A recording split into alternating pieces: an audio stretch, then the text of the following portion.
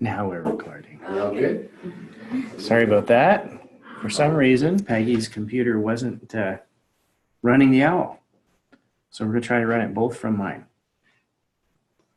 Good. So we've done our paperwork. Okay. We're in session. All right. Welcome. Thank you very much. We talked on the phone a few times. Yeah, we sure have. And so it's nice to finally meet you. Yes, for sure. I think it's your first time here. So so maybe we can just go around and give you a little introduction. Okay. First, I'm Dennis Cohen. I'm the mayor. And we're looking forward to your presentation, for sure. Desmond O'Connor, new counselor. New counselor, did you say? Yes. Good. I have questions for you. Still trying. Should be the other way around. You can ask these guys too, because they're all new. Oh, okay. I was gonna send you a whole copy. Sure. Are you next? Vanessa Vachel, Deputy Treasurer. And I've just seen you guys at the Zone 8 Zone 8. meeting. Right. Mhm. Yes, that was good. Vanessa replaces me when I can't attend the council meetings. Okay. So my name's Paul Kassan. Oh, okay. That's fine. Okay, sorry. I'm a lawyer at Wishart Law Firm. I've been doing this for 22 years now, and really happy to be here. Didn't think that we would have to account for the weather on our way up today, but it was very foggy along the shore of Superior, and there was a lot of very slow campers. So we apologize for being late, but happy to be here. And as we go through this, I think I've probably said this to you before when I've been on the phone with you. If you have questions, please ask them rather than me just tell you a bunch of stuff you don't want to know. I like it a lot better when you have questions, so you don't have to save them, you don't have to write them, you don't even have to put up your hand subject to your worship's direction. Oh, I thought you were started. No. And I'm Peggy Young Lovelace, and I am one of the founding members of Expertise for Municipalities, and E4M has been appointed as your integrity commissioner.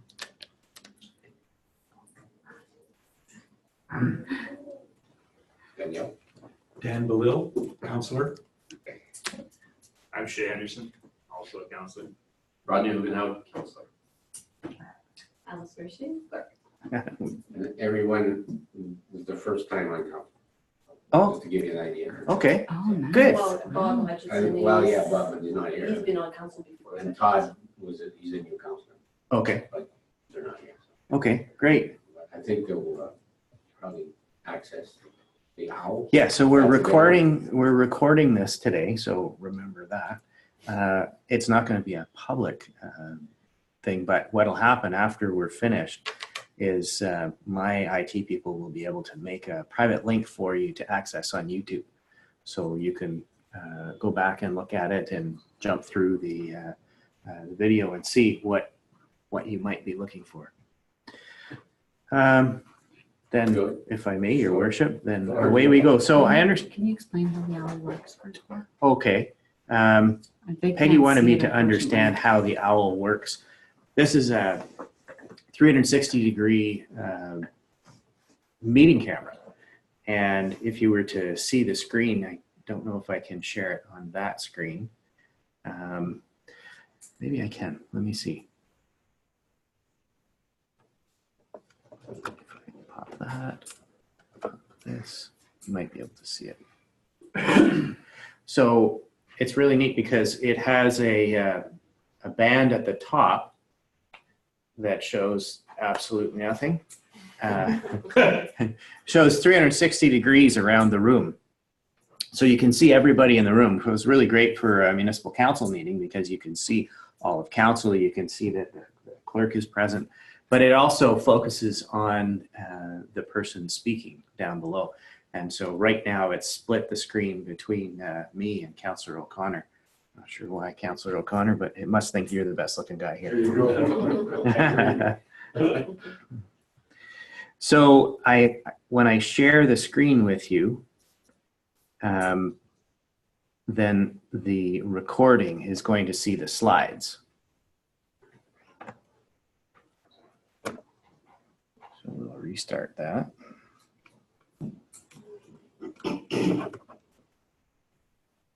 And And that should come up with the slides because it was working till I fiddled with it.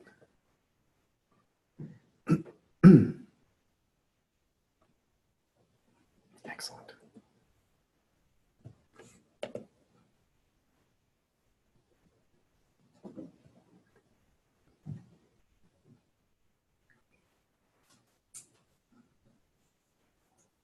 I shouldn't have done that.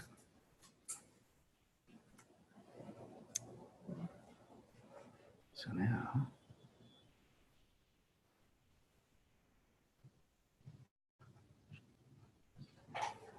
duplicate is what I want. There we go. See, now you can see the owl. Oh, yeah, there you go. So that's what the video is going to look like, and you'll see that you can see everything in the room. And then the mic picks up the person speaking and up to 4 people that are having a conversation. And it has some kind of a directional mic in it so that the recording is pretty good.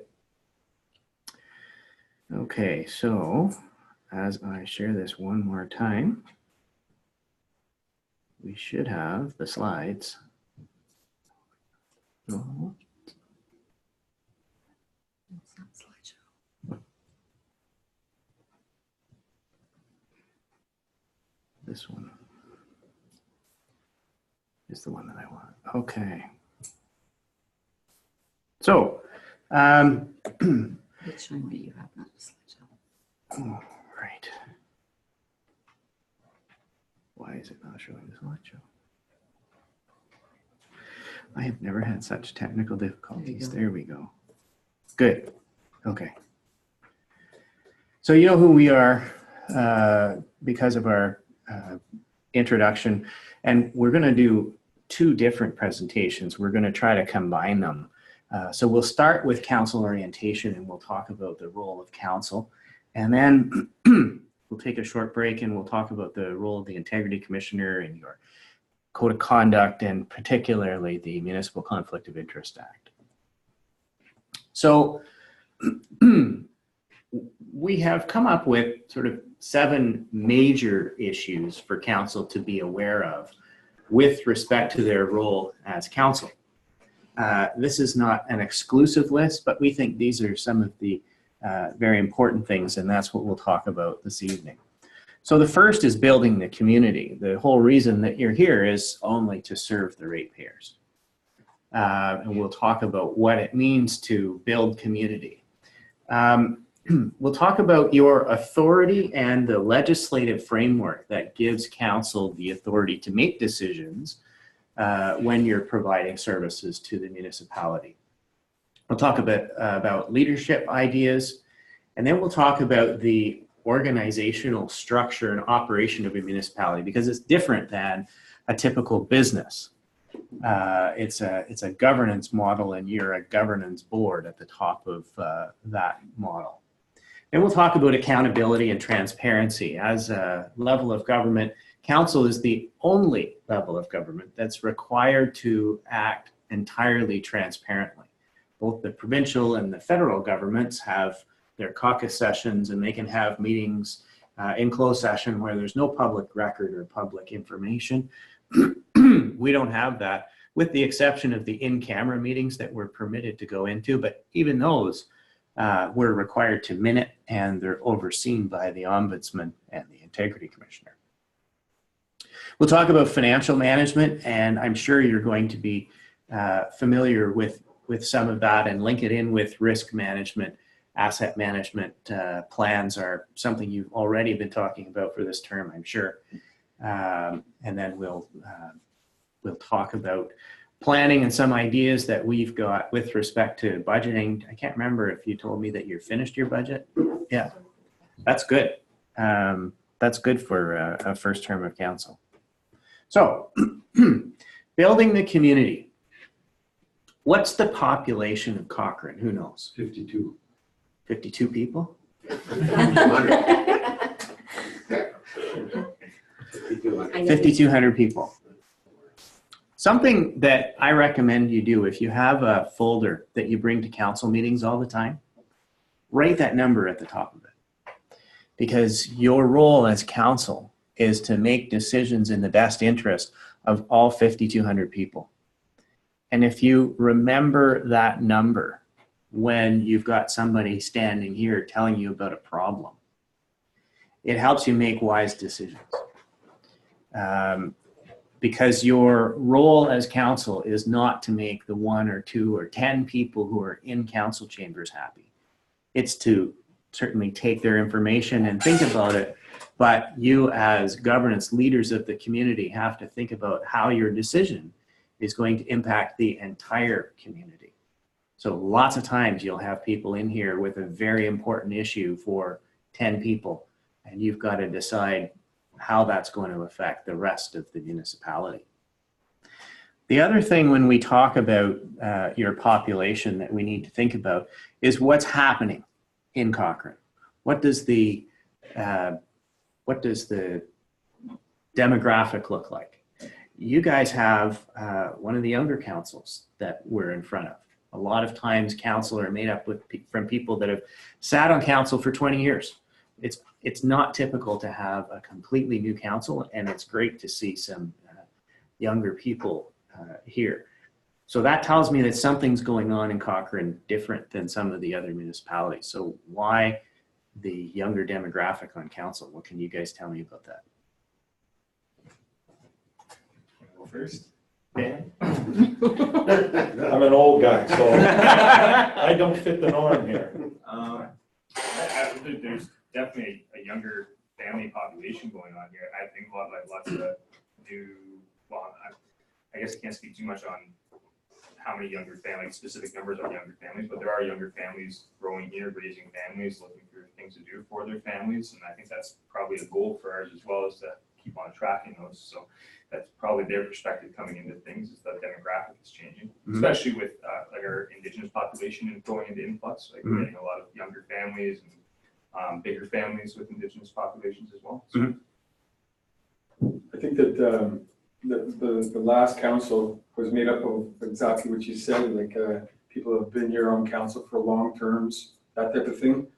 And I think the reason that I ran was just because I wanted to see change. And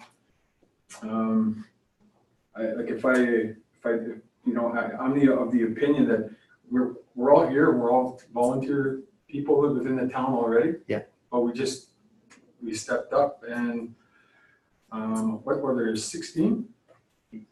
18 councillors were vying for the 6 positions. Yeah. So I think the entire town wanted change, and that's what they got. That's what they voted for. Yeah. But I'm seeing young faces around, and that says that something's happening here. I'm really interested in your comment that the demographic is changing and that young families are coming here. And if you look at our, like, I work at the school here, and Yeah. I think we're up to between 40 and 50% Indigenous population in our school now, in the elementary public school. Yeah. So that's a statistic. Like that kind of dictates what kind of families are coming to Cochrane, right? Right. So we've got younger families, we've got larger families, and we've got families with young kids. Yeah. And that's an approximation. It's probably higher than that. Probably It's probably is. higher than 50%. And we have 3 schools. Yeah, and we're the only growing school within our board. So we're getting younger. Our town is getting younger. So that's interesting, and that's really important for you to keep in mind as council. And it's actually, I think, something that you need to learn about what's happening and why. Because as Peggy and I have been traveling around doing presentations like this for years, routinely we were saying to councils, you know, everybody knows that municipalities in the north are declining in population. And it was actually the first time this term, the mayor of Echo Bay said, well, we were, and historically we used to have a bus that would take kids from Echo Bay to Sault Ste. Marie to put a team into their soccer league. And he said, now we've got an entire soccer league and it gets filled, and we're actually pushing people out to other communities to join the soccer leagues. And so it's a really interesting dynamic for council to understand, because if you were of the same opinion that we were for a long time, that the population is getting older and the populations of northern municipalities are declining, then you would be focusing your efforts on servicing older people in long-term care homes and dealing with things like that. Whereas where you have a younger developing population, then your priorities are, what are we going to do to provide recreation for young parents? How are we going to deal with daycare issues, schools and things like that? So it really matters what the demographic is in your municipality, as well as the direction that it's going, as well as the number. So that's why we talk about local statistics. Anything else on local statistics? I know that you've done a lot of work in that area. No, I think that that's primarily what we typically explain to council, because it's really important that you understand your community and what is available. And ooh, did I say your screen's flying away there? But it's important that you understand the dynamic and the makeup, because what we've seen happen often is councils are investing money in programs and services and the delivery of those services that are not meeting the need of the community. And then you get a lot of cranky ratepayers, or you get 4 or 5 very happy ratepayers because they're being well served, and you've got that whole younger population now that's not. So we really encourage you to be aware of what the changes are happening within your community. As a poor example of that, we have a community that we act with who just put in a $100,000 playground, beautiful playground. They're a population of 300 people, and they have 5 children. 5. But, 3. but when 3 children. it's not the current council that put it in, it's the previous council. But when they were doing that, they were, pitched an idea about a playground and about how good this is for kids, and surely it is. And there's government funding. And there was government funding. And that's something I guess we can talk about now, and it'll lead into the strategic and other plans. Anyway, they didn't do the analysis of what their population looked like, and then they kind of looked a bit funny when they spent $100,000 on 3 kids. They're not on council anymore. Do they want to sell the playground at discount? I think some of that happened. They might. I think some of that happened here. There's an older population, and now there's a younger population. And getting back to government funding, we did build some elaborate infrastructure through government funding. Right. Now we gotta work with it. Yeah. You gotta only pay for it. But it's a challenge. It's a challenge for this council for sure. Yeah. And that's a little bit of a problem with provincial funding, right? Absolutely. Or government funding, yeah. You'll get 80 cent dollars to build something, but you got nothing to keep it going. That's So precisely now right. that's a challenge that we're faced with. Yeah. And so, our demographics is seniors and younger families coming in. Yeah. So, Yeah. We're heavier on the seniors. So I come Absolutely. Well, I've got the stats numbers on both our population and our older age group. But the people around this table today are largely due to the diversification. The volunteer hours that these people put in, the experience such as Dan has, and then Councilor Hutchison, and us younger generation, we're diversified. We're all over the map. In the town of Cochrane, you can find Des at 4 different locations. And same as Shane, myself, and Todd. As we've got younger, a couple of us have kids. He's out going with all the schools, and the population was looking for some changes, but very diversified changes with experience behind it, and some new look and new perspectives at what can you bring forward, not for today, not just for tomorrow, but also for the future generations to come, right? And Cochrane has the opportunity to grow, but if you don't have that futuristic approach and can't see past the globe, they'll never succeed. And I think the community want to take that opportunity and have some controls in place and nominate and elected all the people you see around the table today. And based on that, younger population can come to play, but our baby boom population is larger. Yeah. And also go to retirement.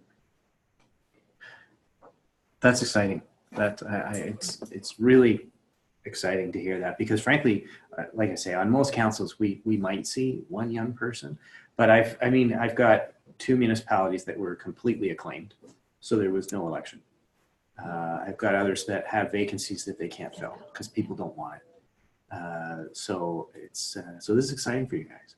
So government funding is a blessing and a curse, as you have kind of indicated, Your Worship. And I think that when you do get the exciting new government funding program, it's really important to go back to this and say, okay, we got 5,200 people here. What did they look like, and what are they going to look like on a go-forward basis? And it's great that you've given us all this money to build a pool. Was one of the ones that we've heard about.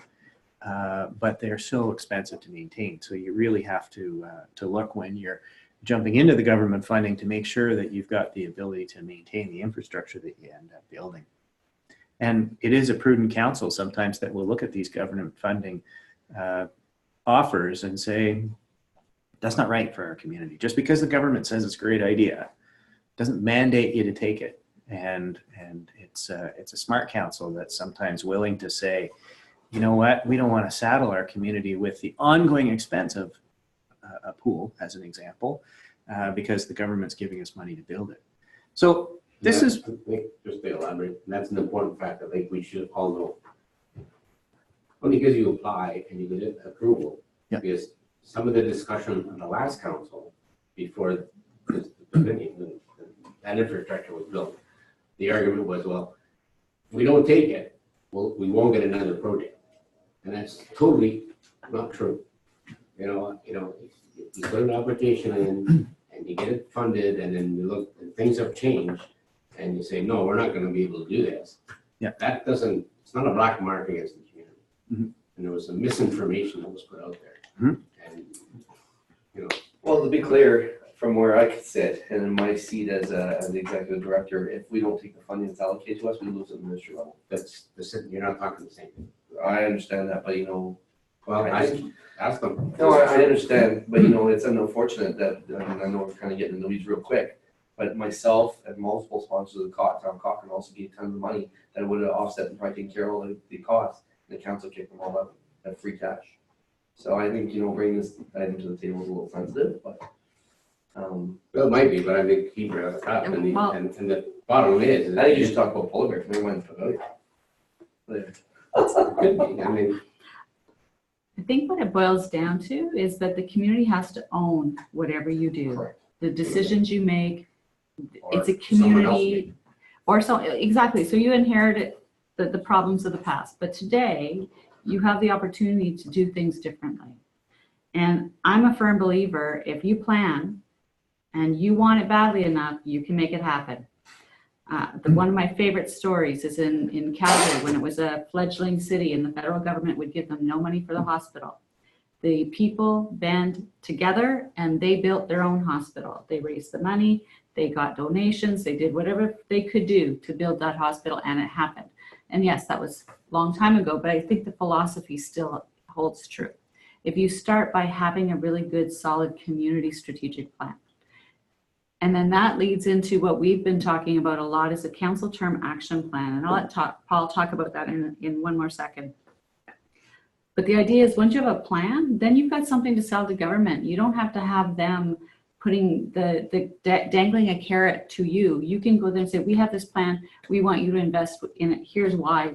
This is why it makes sense for our community. And that's how I think it should be approached, as opposed to waiting for this project, money come up and now all of a sudden we got to find a project to fit this. It might not be good for your community, but just because the money's there doesn't mean you need to take it. Talk to Espanola about their swimming pool. 47 cents of every tax dollar goes for the maintenance of that pool. Pretty much the same population as us, right? Remember? They're about 7,000 now. Yeah. So we don't, not too much different. So strategic planning, have you looked at your strategic plan yet? I don't believe we have a strategic plan in place at this time. I think we're waiting on the CEO.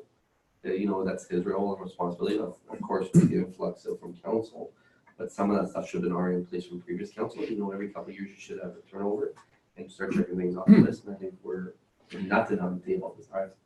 Yeah, what we've done so far is we put a priority list together, and even that's been a challenge with some councilors having an opportunity to prioritize it, and that's fine. And we're also recruiting for a new CEO, so this year is going to be a flux. I don't think we'll be able to have a strategic plan, as you say, but hopefully we can.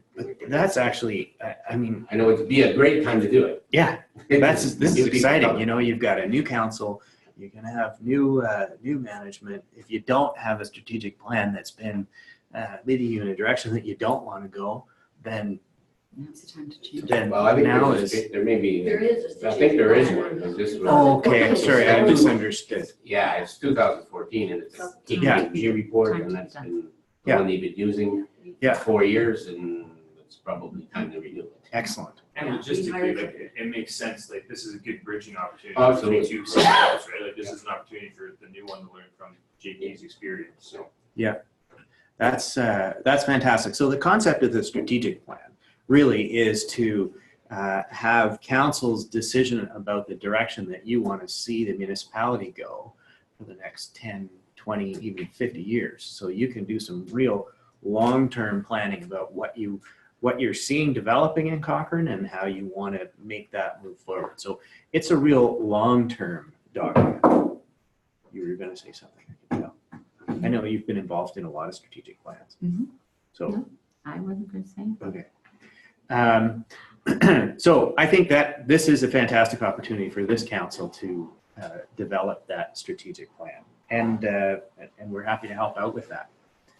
So it's great to have a 20, 30, 40-year plan, but we're here for 4 years, right? Right. So doesn't mean you don't do one.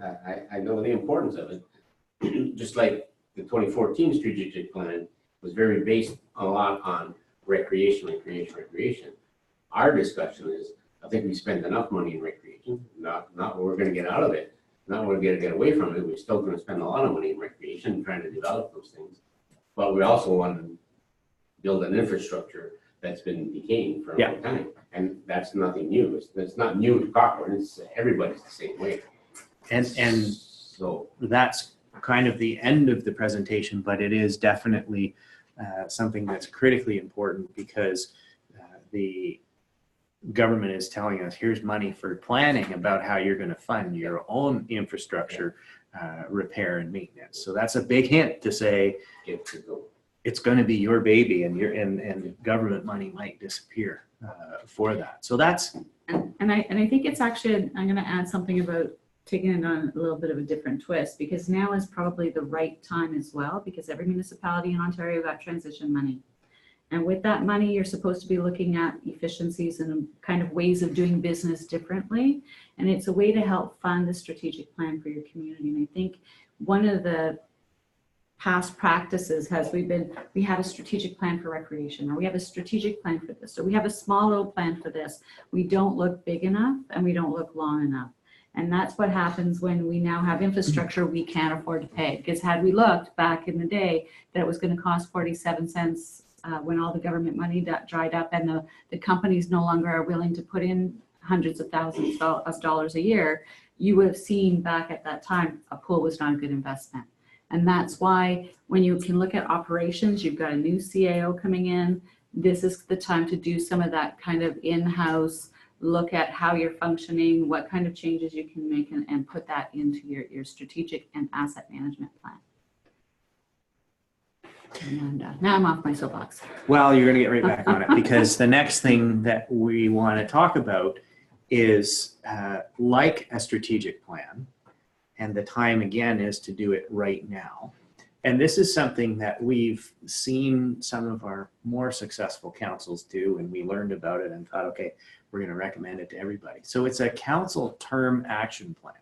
So it's kind of like a strategic plan for your term of council. So basically you get together and you say, what are we going to do in the next 4 years? With no repeat customers here at the table, you won't hear this, but 4 years is going to go by in a blink. And it is hard to get much done, particularly if members of the community or segments of the community are really trying to push their agenda. Not that that's a bad thing, I just mean it makes it chaotic. So the council term action plan actually helps you calm the waters a little bit And what you do is you decide as council at the beginning of the term, so right now, what are the 3 things, what are the 4 things, maybe 5 things that we promise we are going to do during this 4-year term.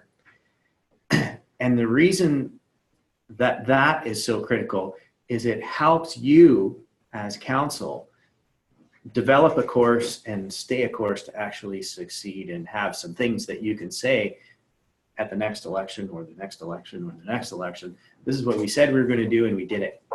And we made Cochrane a better place because we achieved these 3 goals. And so when you have initiatives coming to council, once you've got your action plan, then you can sort of evaluate them to say, does this move our council term action plan forward? And if it doesn't, then maybe you say to the group that's putting it forward, maybe that's for the next term. Go ahead. Sorry, with the council term action plan, are you suggesting like if you haven't said it yet, but is it better to get like an outside third party to guide that process with our input, or is it something where we're literally sitting around the candlelight and deciding something at 12 o'clock, after hours putting effort into it? I think this is a fantastic opportunity for a new head of council to sit down with council and say, okay, what do you want? Especially right now, because you've now just campaigned. You've had a very active campaign and election. You guys know right now better than you will for the rest of the term what your ratepayers want. I guess it's like, so Danny brought up the brainstorming session that we did probably a month and a half, almost 2 months ago, right? And I think that's my biggest issue is some of the timelines on this kind of thing seem to lack. If there's not this push behind it, then getting it going.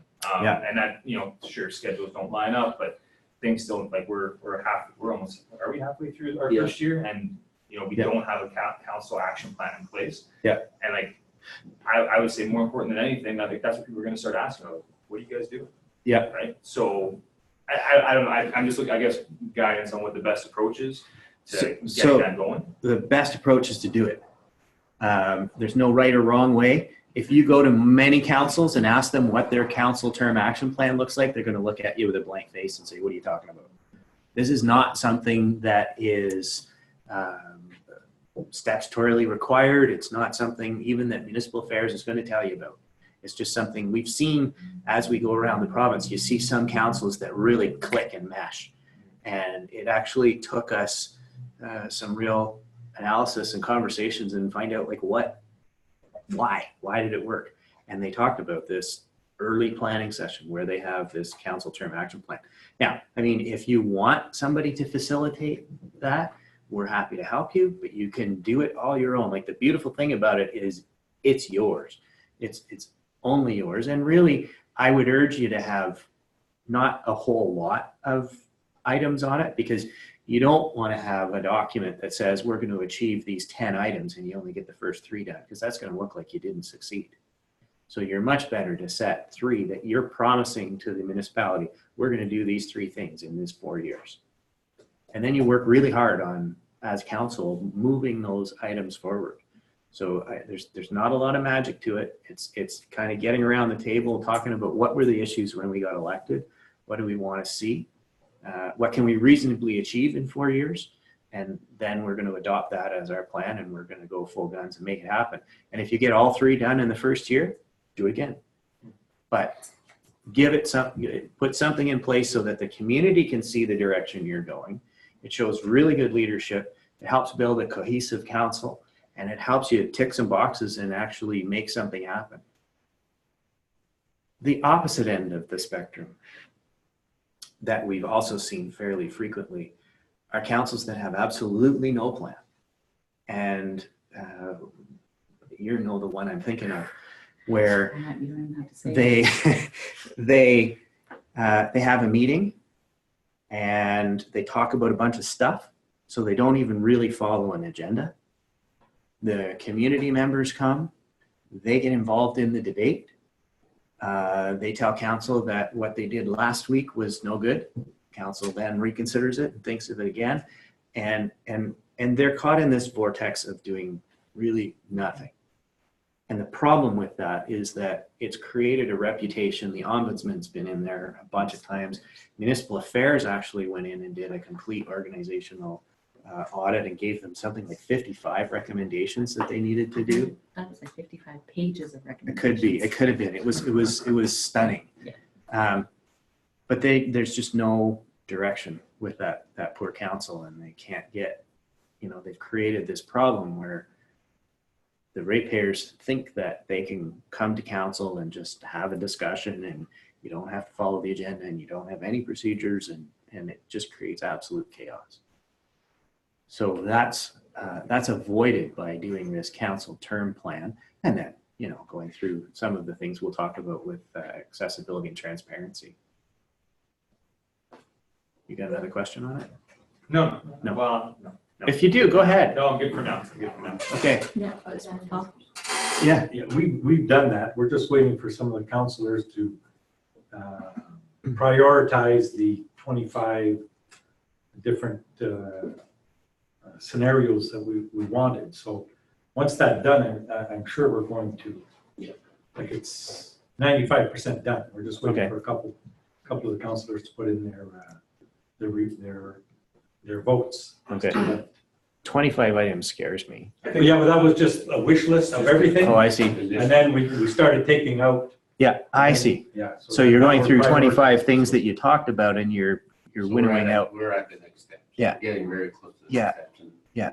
After hearing what this discussion, Yeah, then, I'll be starting to push that through. Yeah. Because I think it's important. yeah, You're right on. I think we're just at the beginning of that conversation, just so you know. I think that conversation. Oh, absolutely right. No, I mean, the priority. Yeah, I mean, like. breaking the 20, we're so- we're far away from we need to breaking get the the fight 25 on to. The discussion has happened, right? So, and we've all had our input, including our department heads. Mhm. So we have input from all of our department heads, all of our managers.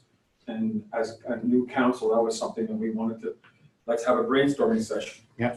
But now I think that, Mr. Henderson, Councilor Harrison is correct when we say that we've got to take that next step, and take that and kind of downsize it. So what can we do in a year? Oh, What can we do in 2 years? What can we do in 4 years? Yeah. Because that's the ultimate thing. Like you said, 6 months, we're already halfway through the first year. Yeah. That's my fear, is that we're not becoming that, but like you easily get on that track of nothing getting done, just business as usual. Things come to the table, we talk about it, and then But don't beat yourself up for it either. It takes time. That's only 6 You're months, yeah. just new counselors. The amount of information that you have to digest in the first 3 months is enormous. And it's an ongoing learning experience for your first 4 years.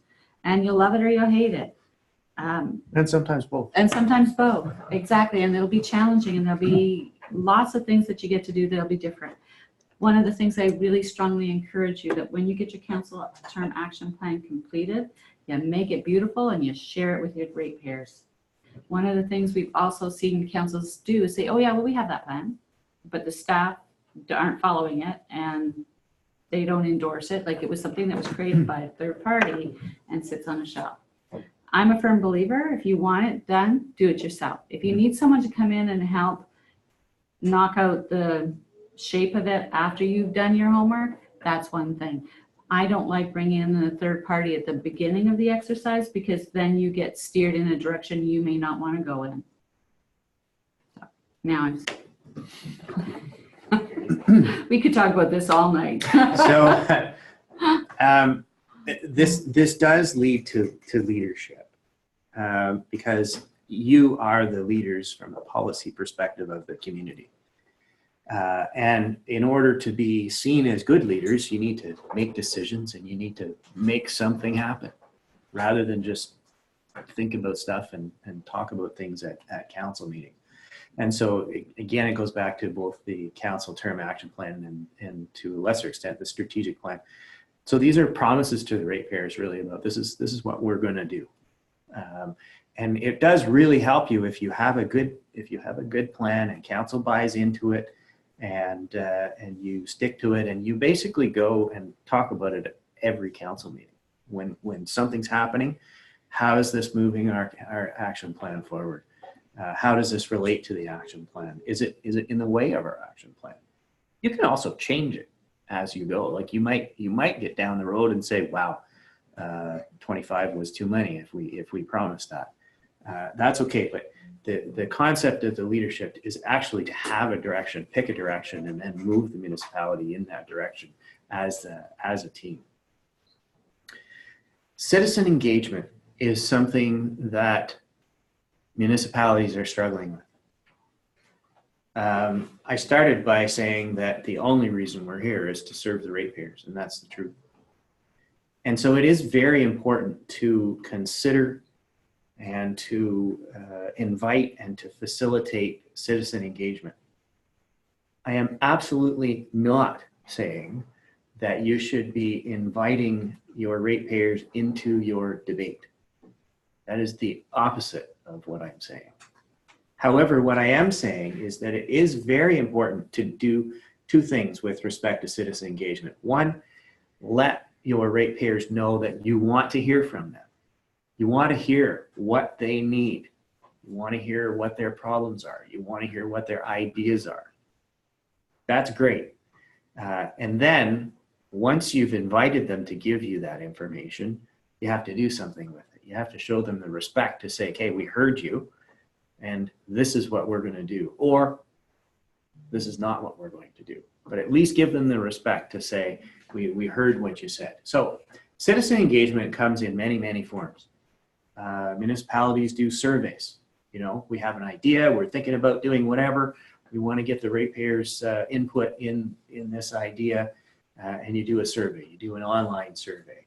You invite people to come to council to make deputations.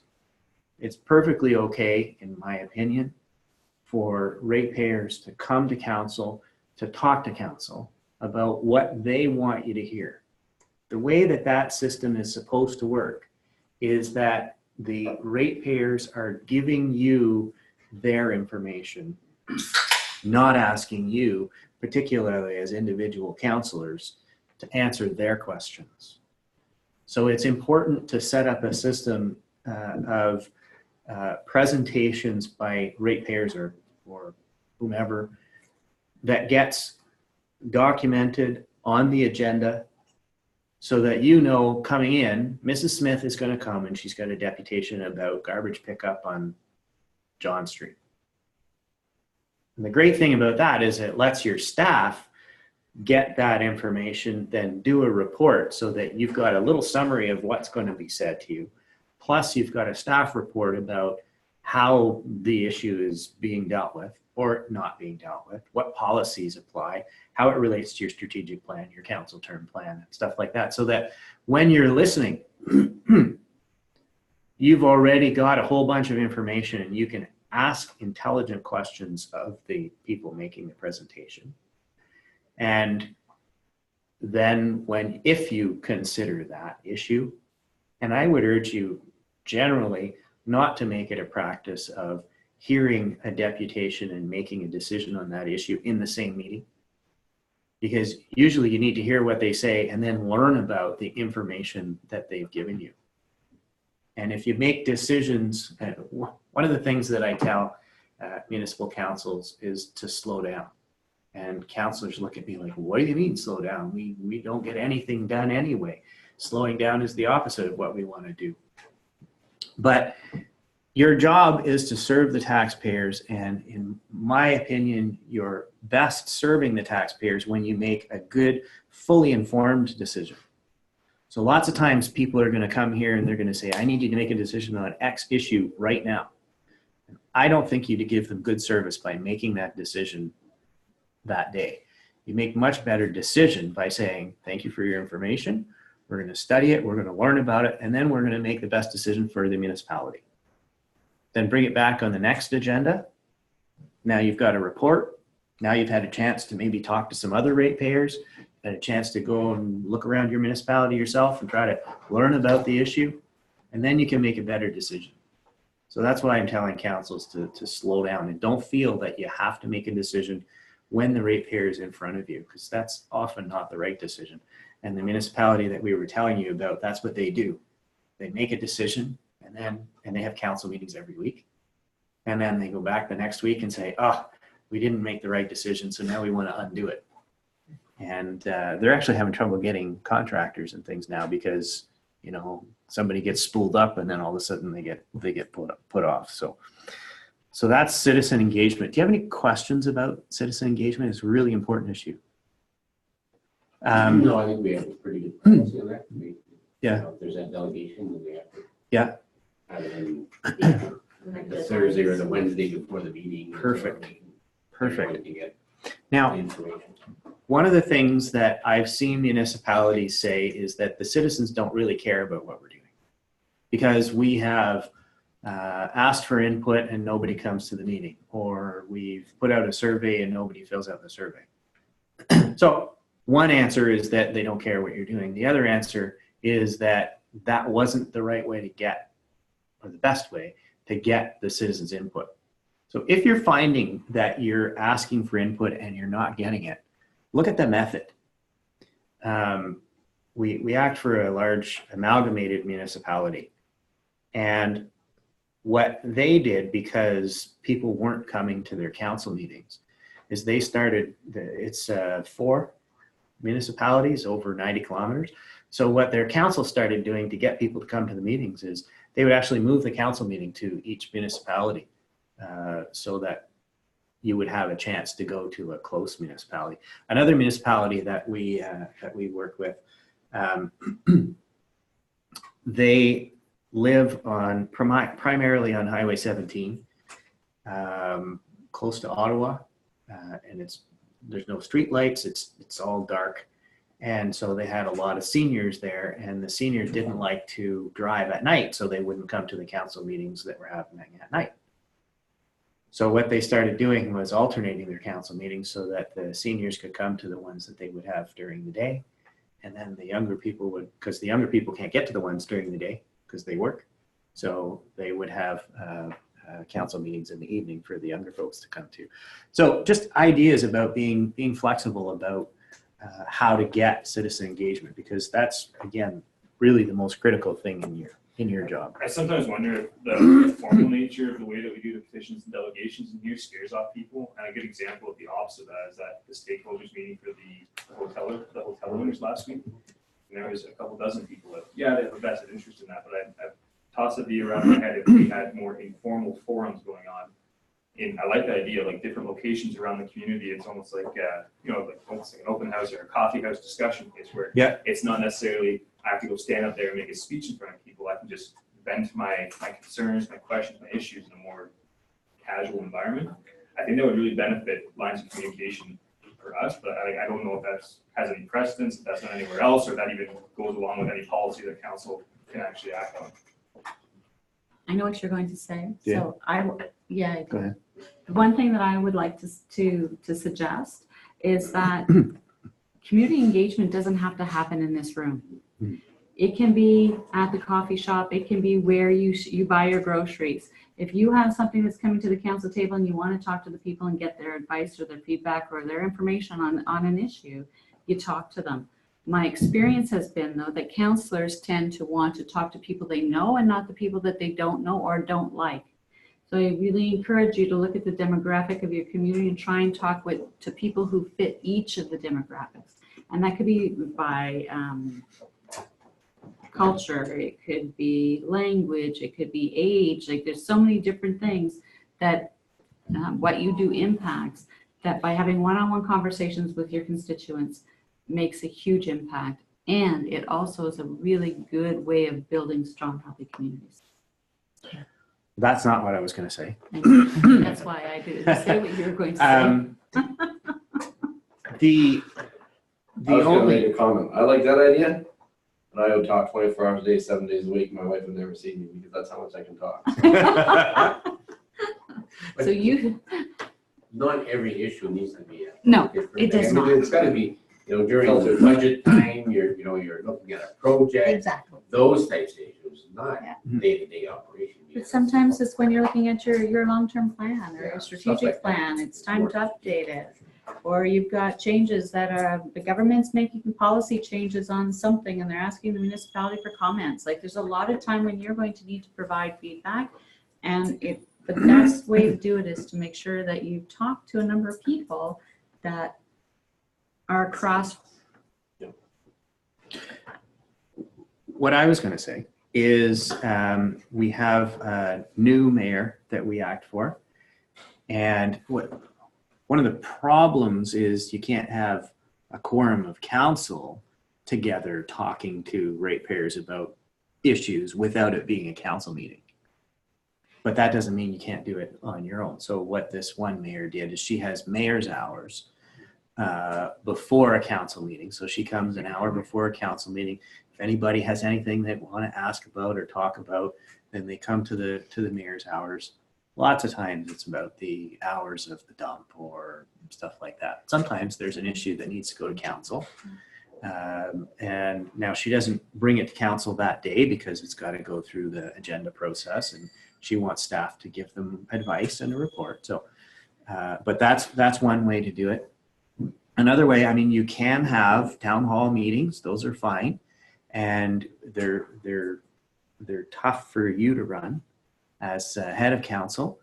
But it's important that you have an agenda and say, you know, council's looking for input on pick an issue, and we're going to have a town hall meeting where anybody's welcome to come and tell us what they think. So again, that's information coming from the community to you. There have been a number of municipalities that have or used to have a question and answer period on their agenda. The ombudsman has said that that's not compliant with the legislation, because in order to have a proper council meeting, an open and transparent council meeting, which we're going to get to, you have to have a published agenda about what items council is going to consider, so that council can, so that people can say, okay, I'm really interested in hearing about the garbage dump, but I don't care about dog tags, so I don't want to go to the meeting about dog tags. I do want to go to the meeting about the garbage dump. If you have just the question and answer period, there's no agenda, so people don't know what you're going to get asked and what you're going to start talking about or debating.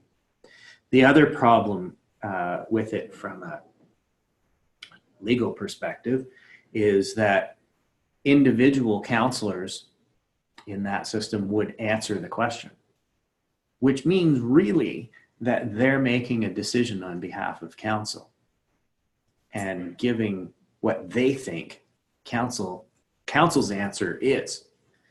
And you'll notice that provincial and federal politicians never do that. They always understand what the issue is that they're going to talk about. Their staff have briefed them on it. They've got talking notes, and they can give a good answer. They can give good service.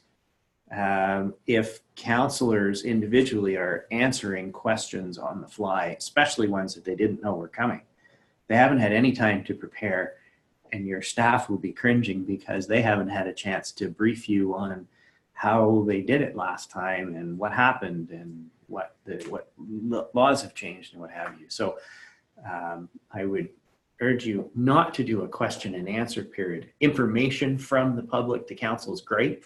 And then when that's happening, it's perfectly okay for you as councillors to say, okay, well, I don't really understand this project that you're suggesting. Tell me about it. You don't have to just sit there stone-faced. But the information comes from this side to you, not the other way around. Okay? All right. So something that councillors are sometimes surprised when they tell them is that you're operating a level of government. This is a government body. You are the third level of government. And as that third level of government, you have to have a statutory authority for everything that you do. So you have to, your staff needs to be able to tell you what's your legal authority to do anything that you want. We as a municipality don't have any inherent powers like the provincial and federal governments do. So these are some statutes that you're going to hear about and should be at least aware of. The first is the Municipal Act, and this is the one that you'll deal with most of the time. It tells you how meetings work. It tells you when you can have a closed session, when you can have open. It's really your go-to act, and it's the one that you'll deal with the most. So the Municipal Act is definitely the source of most of your authority. It helps create municipalities, and it tells you what spheres of jurisdiction municipalities have, what areas you can make decisions and have projects in. The next one we're going to leave till after the break, but the Municipal Conflict of Interest Act has had some major changes for this term of council, and we definitely need to understand it because it can have some huge personal financial consequences if you get it wrong. We'll talk about that later. Municipal Freedom of Information and Protection of Privacy Act. Staff call it MFIPA. This is becoming more and more active as ratepayers or businesses become more sophisticated and understand that they can have access to most municipal records. What councillors are sometimes surprised to understand is what a municipal record is. So municipal records are certainly all of your policies and procedures and all of your bylaws and decisions that you make, but also all of your correspondence that you have as a councillor are municipal records and subject to a request under the Municipal Freedom of Information and Protection of Privacy Act. That includes your letters, but it also includes your emails. It would include your text messages. It would include if you have a Facebook page that you're operating as a councillor. Anything that you put on that is a municipal record and is subject to production under MFIPA. That makes staff's job really difficult if you're using multiple tools to communicate with ratepayers. And so what most municipalities do is you've got an email address specific for your role as a councillor. And the best thing to do when you get a request by text or when you get a Facebook Messenger request or what have you is forward that to your municipal email address and then use your municipal email address to respond. Because I've had situations, and the way that the Act works is somebody who's interested in an issue can come to the clerk and say, are you the head or is council the head? I'm the head. You're the head. So can come to the clerk and say, I want all of the correspondence and information about the council term action plan. And so Alice is going to do what she can to collect all that information and give it to the ratepayer. But where problems come is when an email, often it comes from emails, an email reveals that you are using a private email address, or maybe even worse, your work email address. And Alice hasn't responded, hasn't collected all of the emails from your work computer. So what happens is the ratepayer looks at the documents and says, this isn't all the documents that I should have. There's more, I should have more. So they make an appeal to the Information and Privacy Commissioner. And what the IPC will do is ask for all of the information that exists. And you as the municipality will be saying, you know, here's everything, but we claim that some of this is not producible because it's solicitor-client privilege, other of it's not producible because any of the exceptions under the Act. But where the IPC finds out that there are repositories of municipal information, like your work computer, they can require production of that piece of equipment. And so I can tell you that that makes employers pretty upset sometimes when all of a sudden, you know, the work computer that you work with now has to be given to the Information Privacy Commissioner so that they can look through the hard drive and find out whether they've got all of the municipal emails. So it's a really good idea to be extremely rigid in your practice that all communication that you have as a counselor go through your municipal email address, because that's on the server here or whatever server that Alice has access to. And then you don't have to worry about your personal or your work computer being examined by the Information and Privacy Commissioner, because I can tell you that employers get upset about that. Any questions on that? So if you get a text. Yeah. You're saying I should forward that to my municipal email. I recommend that. Yeah. Or, because it's hard to preserve texts. yeah, it goes away. And it's hard to prove Yeah. that they've been preserved. They need to be, so correspondence needs to be kept in accordance with your document retention policy. Yeah. The same thing as if you get something in Messenger. Like Yeah. I received a message on Messenger today from Yeah. Great Bear. Yeah.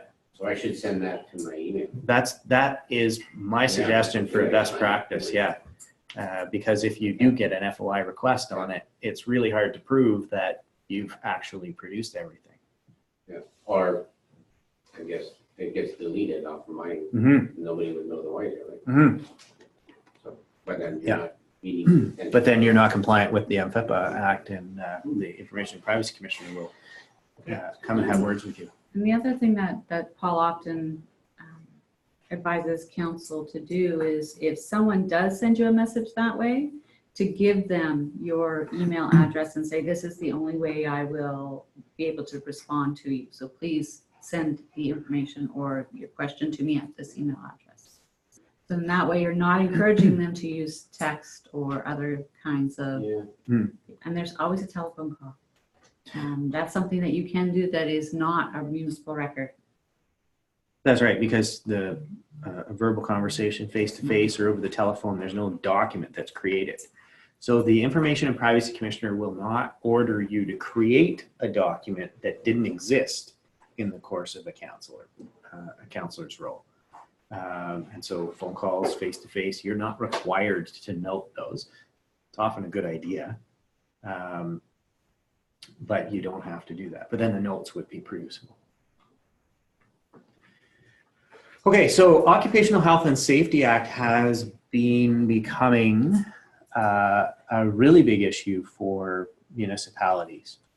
And this is because of the Bill 68 amendments, sorry, Bill 132 amendments that required us to have our workplace harassment policy and training in place. So as council, you're responsible to make sure that you have anti-harassment and bullying policy in place, and that all municipal workers are trained in that, which would include council, staff, volunteers, anybody that does work for the municipality. Then any harassment that is witnessed or complained of, there have to be investigations done, and that's policed by the Ministry of Labor. Any questions on that? I think everybody here has probably heard a lot about it.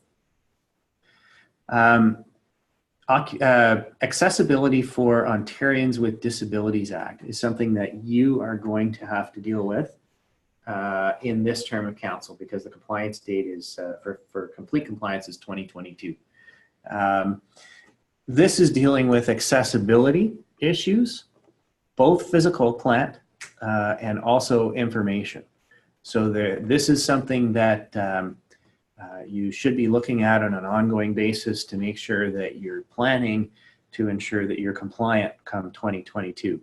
There have been a lot of progress dates that have been happening, and the government's been giving us money to put wheelchair ramps on municipal offices and things like that, but there's an awful lot more to it than just having a wheelchair ramp or having a sign on your bathroom.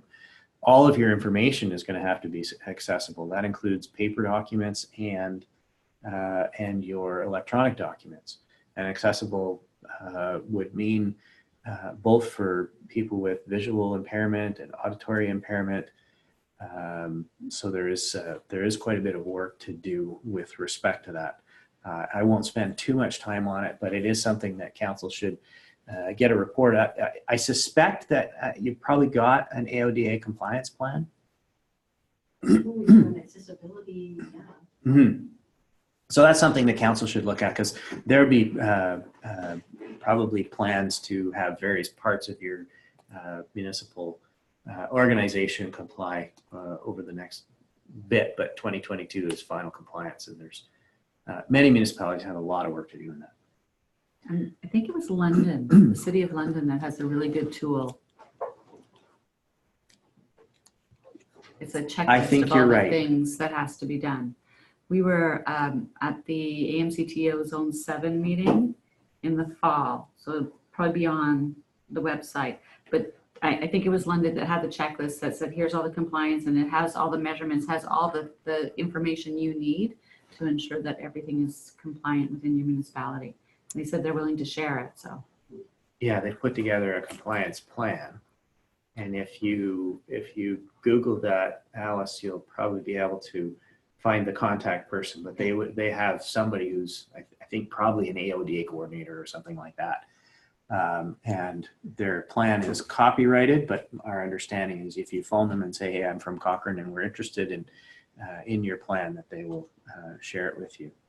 So there's a checklist too. There is. Yeah. They've gone through the act and they've laid out for their municipality what they're going to do to comply with different steps. So it would be just a matter of taking their plan and figuring out how it affects you. But they've done the heavy lifting of going through the legislation and figuring out everything that needs to be looked at with the compliance dates in.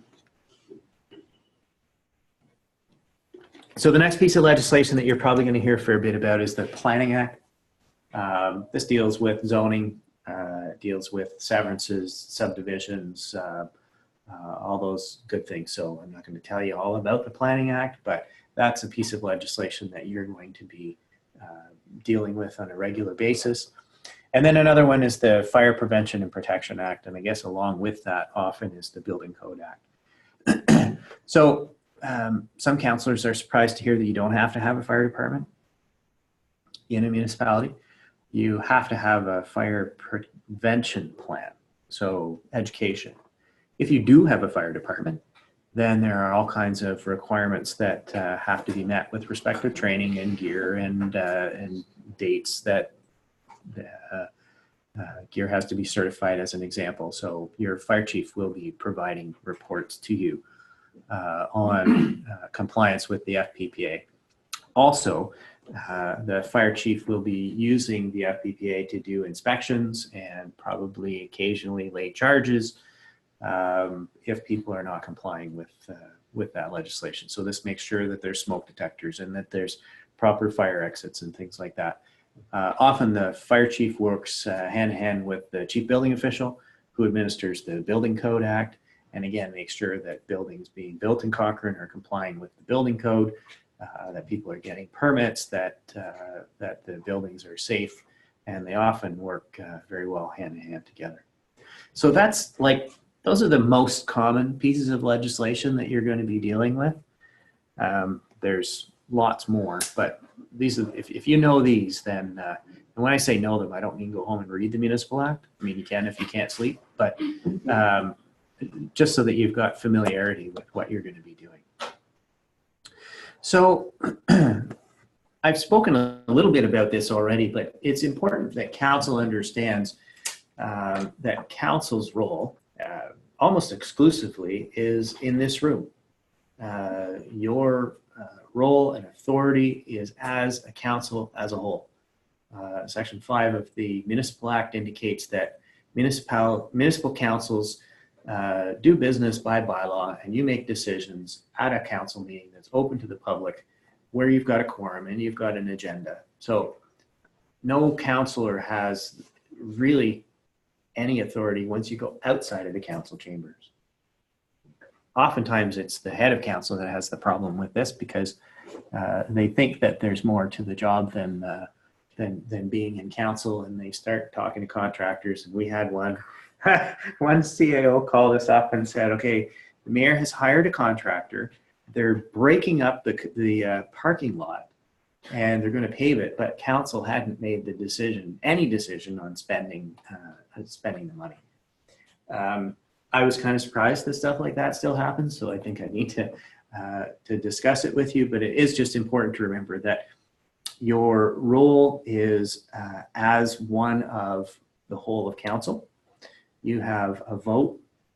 You're a political body. You set the policies and the service levels for the municipality. And then you hand your decisions off to staff, and then staff run the municipality, and they make sure that your decisions are followed. So your role is really political, it's policy driven, You're to advocate for your municipality and for your initiatives within your municipality, and to show leadership. And again, that's where we come from with our planning ideas. The role of staff is different. It's very supportive and it's very operational. So you as council are not operational. Staff is operational. Staff is typically professional. Lots of your high-level staff will have university degrees or professional designations with respect to their role. And their role statutorily is to provide you with advice. So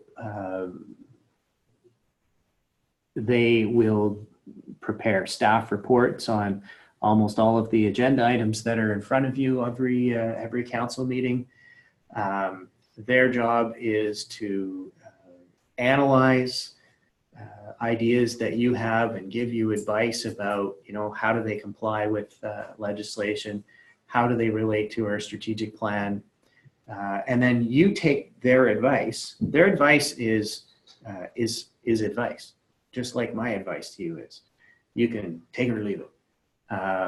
Council or staff gives you their professional opinion, and you overlay that with your political understandings and what you've heard at the doors and what you're willing to do as the politician.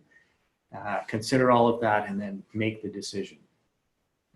And then staff actually operationalizes the decision. So as a funny example that's happened to me 3 times in 22 years, councillors don't drive the grader. Why not? I've had that happen 3 separate times where a clerk or a CAO will call up and say, "Oh my God, Councillor so-and-so has just taken off in the grader." It's true. It's an extreme example, but it's given to you to highlight the fact that your role is about the ideas and the policies of the municipality, not the shovels and the dirt of the municipality. I've got all kinds of horror stories where councillors think that their role is actually to supervise staff, and they have followed we've got one guy that was following the snowplow around with his lights off at night, just to make sure that the snowplow was doing a good job. Of course, he was freaking the hell out of the snowplow operator, and that ended up with harassment investigations and findings and stuff like that. So your role as council is to bring ideas to the table, to discuss them, to debate them, and then decide. And our role in a municipality is a little different than politicians in the provincial or federal government, because we don't have partisan politics here. We don't have parties. We don't have an official opposition, although some councillors think that is their role. But the way that council is supposed to work is that you debate the issues, and council makes a decision, and that's then the decision of council. And all councillors, whether they agreed with that decision or not, then have the responsibility to move that forward as a team. So you really shouldn't be saying, well, I didn't vote for that, once the council decision is made. There may be an occasion where something has to be reconsidered, but once the majority of council at a meeting has made a decision, then that's the decision that the municipality follows. Before you go on, Paul, one of the things that I wanted to mention, it's not just about members of council who take out the grader or lift up a shovel. I've also just recently had a member of council, the treasurer had been off work for a year, and they had a new person in trying to learn the job, and this member of council is a business person who does bookkeeping. And he thought he should be able to come in and start working in the municipality to get the financial records up to date and deal with the tax software and all of that. And just because you have a professional expertise, it doesn't mean you get to use that professional expertise operating the municipality. So it's not just about, like I said, the grader. Good. That's a good point. Really, as councillors, you're voted in as a councillor. And so your role is to occupy that chair, that position. You may bring skills, and you do bring skills to the table, but you don't you don't practice your profession as a counselor. So in other words, sometimes you'll have a counselor on municipal council that is a lawyer, as an example. And that lawyer will generally refuse to give counsel legal advice. They might say, we better get legal advice on this issue. And that's using your experience to help counsel make a good decision, but they will almost never give counsel the legal advice. The reason for that really is largely liability, and I've handed out cards that sort of help you with this. You guys have these? So section 224 on the left-hand side goes through counsel's role. And the essence of it is to develop and evaluate the policies and programs of the municipality. That's 224B. Determine which services the municipality provides to ensure that administrative policies, practices, and procedures and controllership policies are in place. So you can see over and over again, we're talking about policies. You're responsible for the policies of the municipality. And then the staff role in section 227 is to implement council's decisions, to undertake research and provide advice to council on the policies and programs of the municipality, and then to carry out other duties. So if you follow this, you're going to do well. The backside of it is why it's so important. So this is your get out of jail free card. This is section 448 of the Municipal Act, and the legislature has given you as councillors some of the strongest legal protection from personal liability. So it says that no proceeding for damages or otherwise shall be commenced against a member of council. Bunch of other language in the weasel words are in bold so that you see them. So it's for any act done in good faith. So in other words, not getting a bag of money in order to vote a particular way. And in the performance of a duty. So in other words, within your role.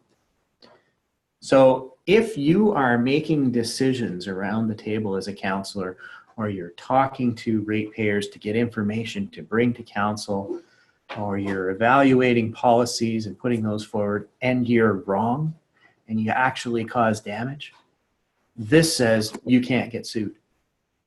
But if you take the grader out, then you're getting all of this great, you're taking all this good protection, you're throwing it in the garbage, and you're getting rid of this protection plus your municipal insurance, because you have insurance for your role. But if you go outside of your role, then that action's not insured. That's why the grader was such an important issue, because if the councillor screwed up the road and hurt somebody, the municipal insurance is going to say they shouldn't have been in there.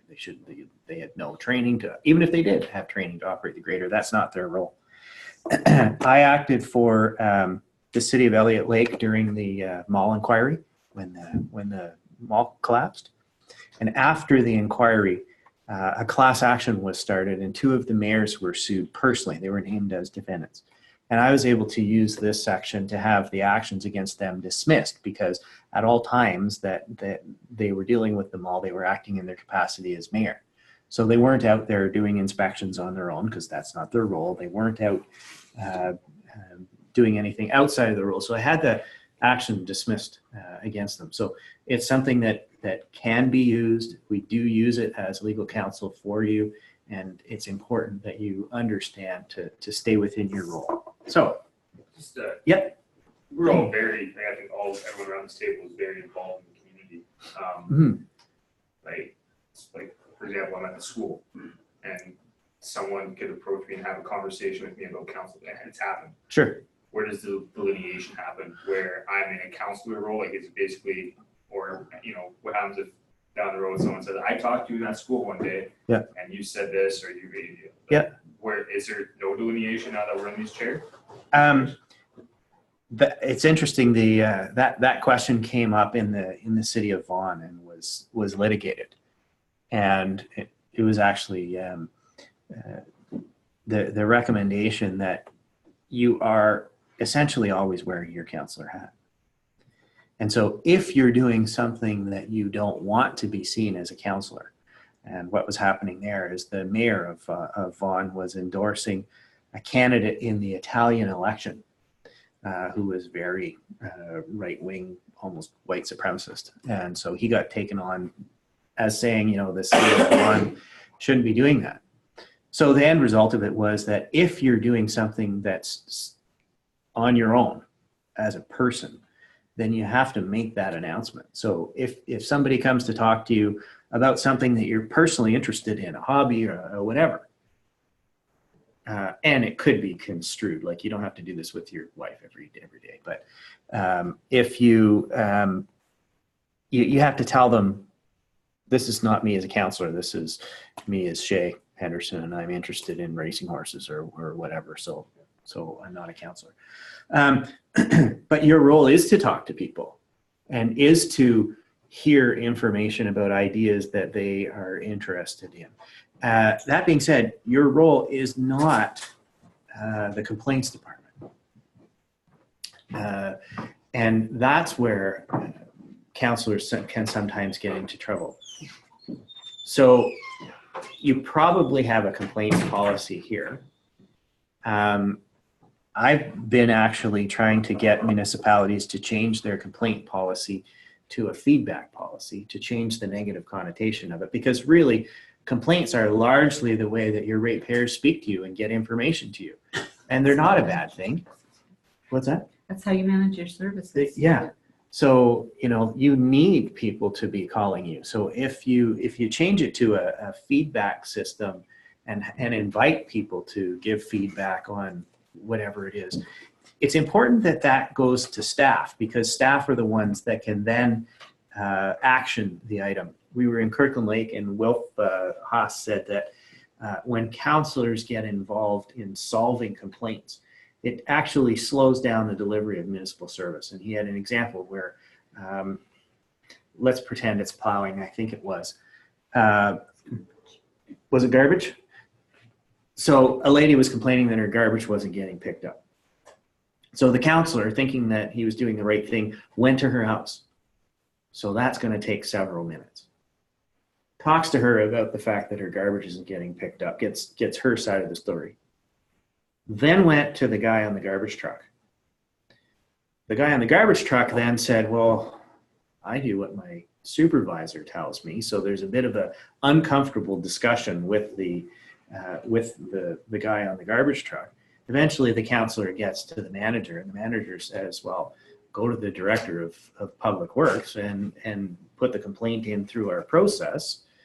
He did that, and then the problem got rectified. So the whole time that the counselor invested in that actually could have been resolved if the counselor, instead of saying, okay, I'm coming to your house, said, here's the phone number for the director of public works, give them a call. If the problem doesn't get resolved, call me back. Because that gets right to a person who can actually do something to solve the problem. So that was a lesson from Kirkland Lake about a good way to resolve complaints.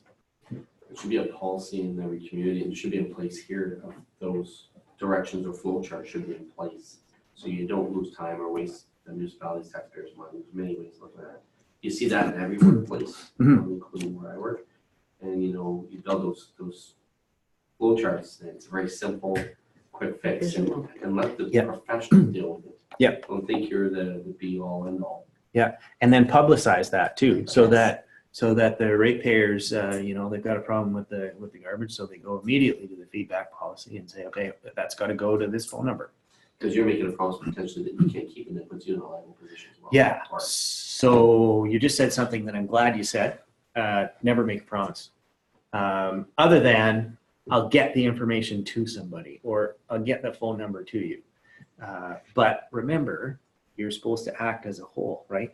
So you as a counselor, even with the best of intentions, don't have the ability to make a decision for the municipality. So it's really important that you don't promise something that you can't deliver.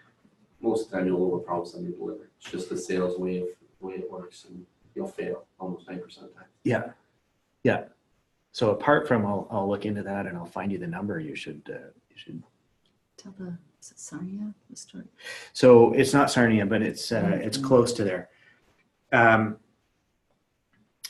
There was a big storm, and guy's culvert got washed out at his driveway, and so he couldn't leave his house.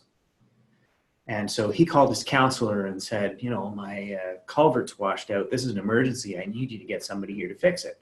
That sounds pretty urgent, right?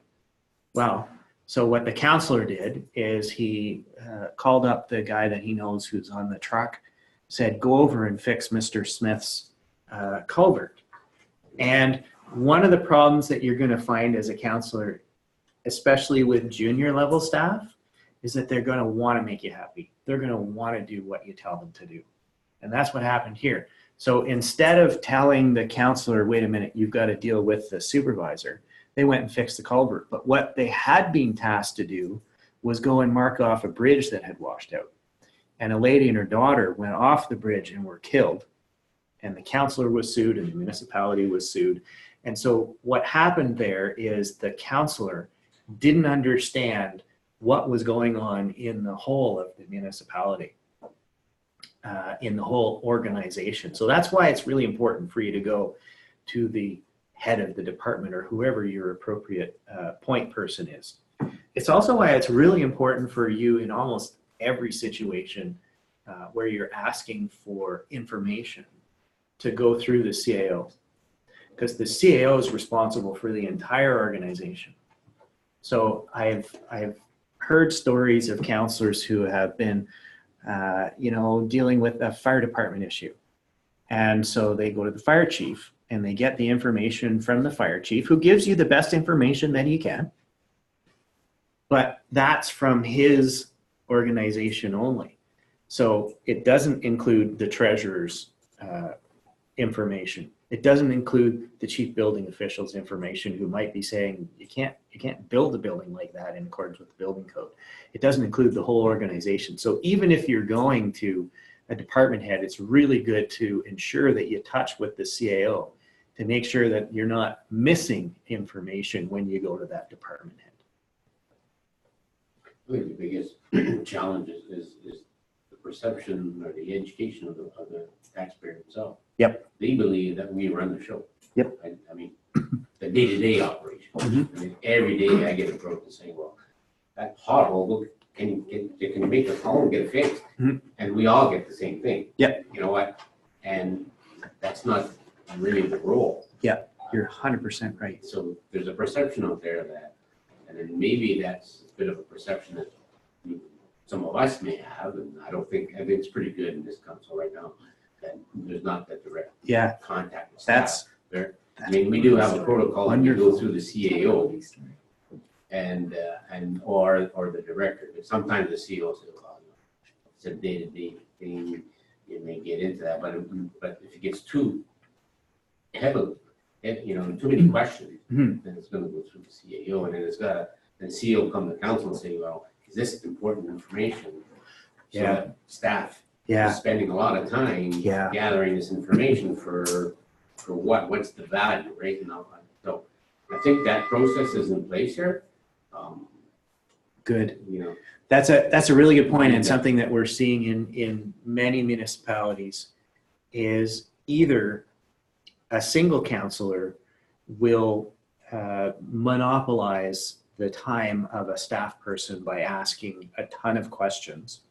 And there was an integrity commissioner case out of Brighton on that, where the councillor was sending like hundreds of emails to a staff person. The councillor knew that he wasn't allowed to direct the staff member, but by asking all those questions was essentially taking up the entirety of her day.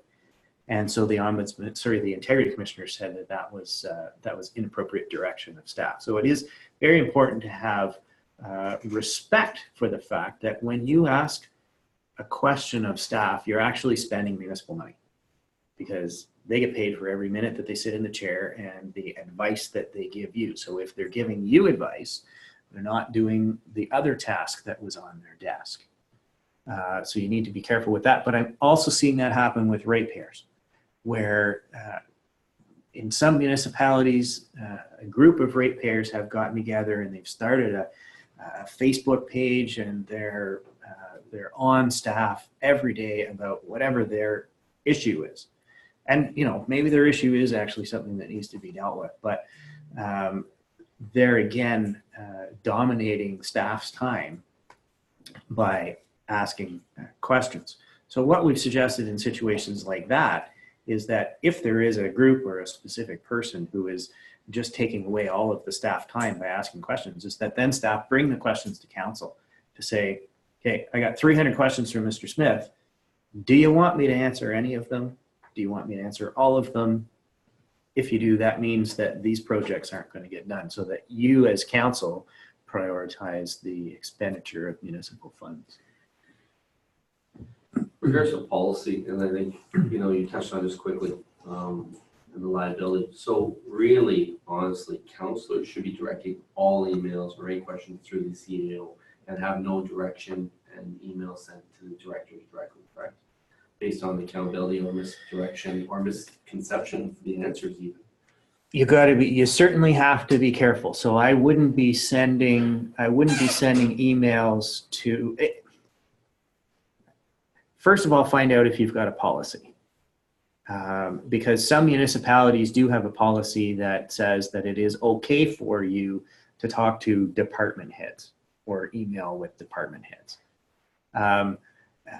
So I don't want to tell you to do something that's not in accordance with your policies. But if you don't have a policy like that, then I would suggest that you first go to the CAO before you go to somebody else. One of the great counselors that I have worked with had a practice. What he would do, you get the staff report, particularly on a big issue, and you have questions that you want to get out of the staff report at the council meeting. And so what this fellow would do is he would go and he would talk to the CAO and say, I'm going to go talk to the Director of Public Works. Often the CAO would go with them, and the three of them would sit down together.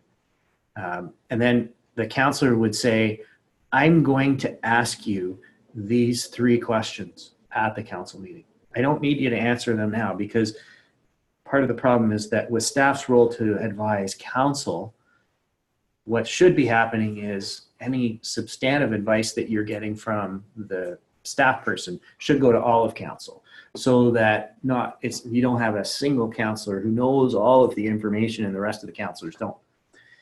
And so what this counselor would do is sort of give the staff person a heads up to say, I'm going to ask you these 3 questions that come out of your staff report.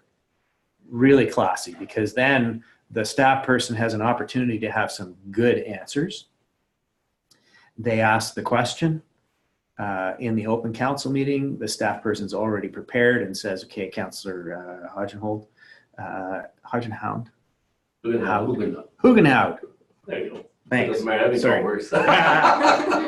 Just can't really Let's see say it. you don't have your Here are the answers, and gives you great answers with statutory authority, and that's a good product for you, because your questions are now answered really well.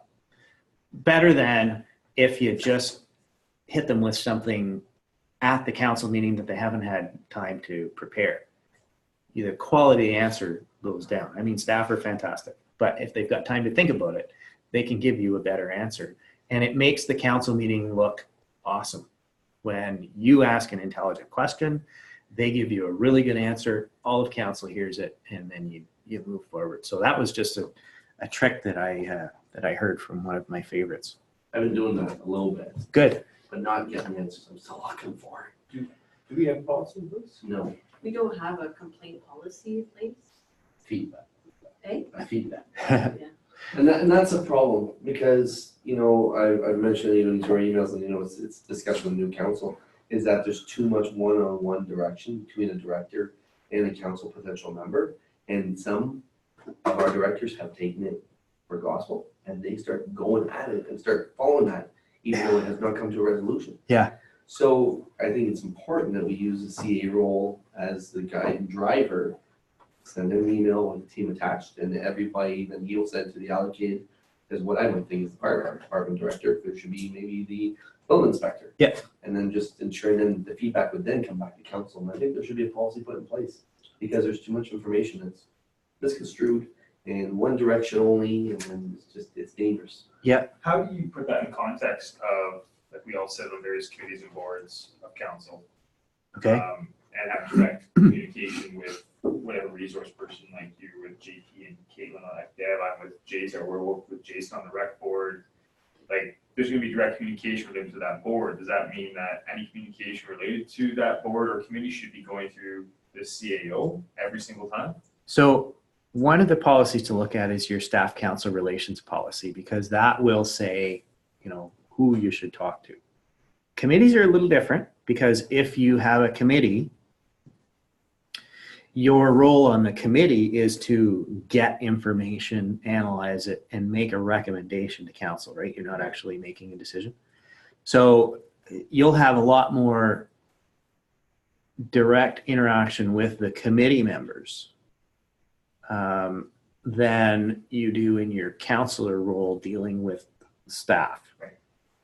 So that's where kind of this diagram comes in. The concept of it is that you as council sit at the top of the organization as a group, and you really have one employee, and that's your CAO. And so you're to make decisions or make inquiries.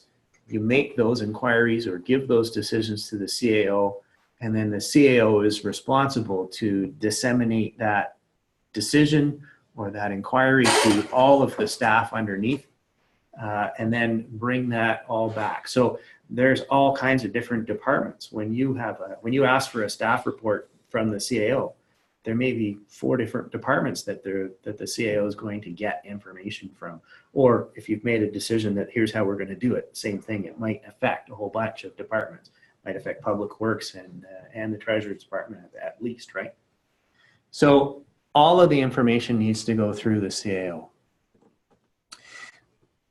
So I do. I mean, in theory, it's great. I think that's the way it's gotta go. I understand that. But that creates a bottleneck. The CEO is not always here. Mm-hmm. You know what I mean? It's just, like, I think there's some issues, absolutely. But there's some issues, and you mentioned it a while ago that maybe the policy should say CEO and director.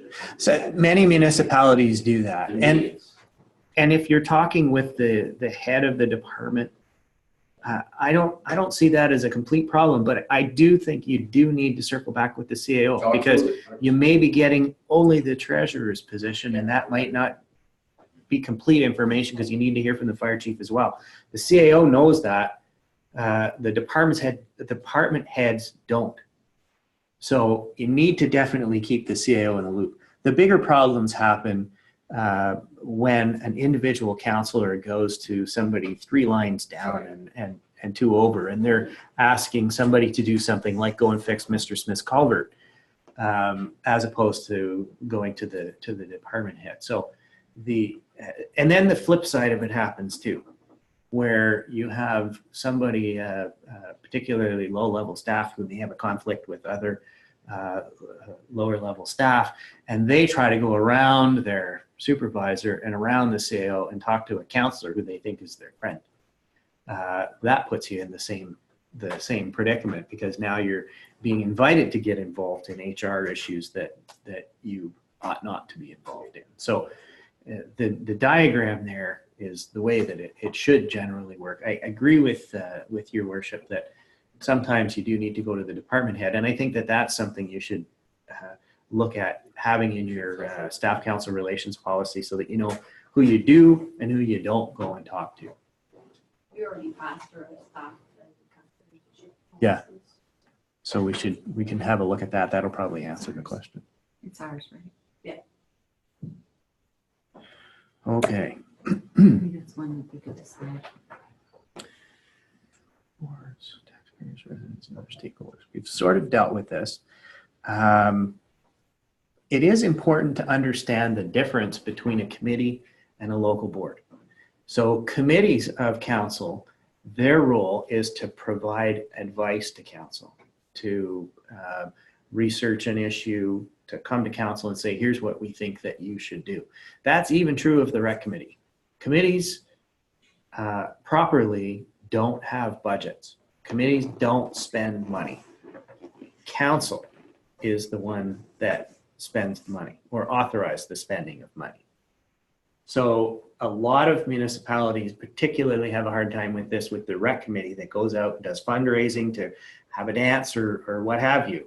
That money should come into the treasurer's office. It can still be earmarked that it's designed to be used for the recreation committee, but then the recreation committee should be coming to you on a regular basis, whether that's annual or 6 months or quarterly, and say, we want to do these things.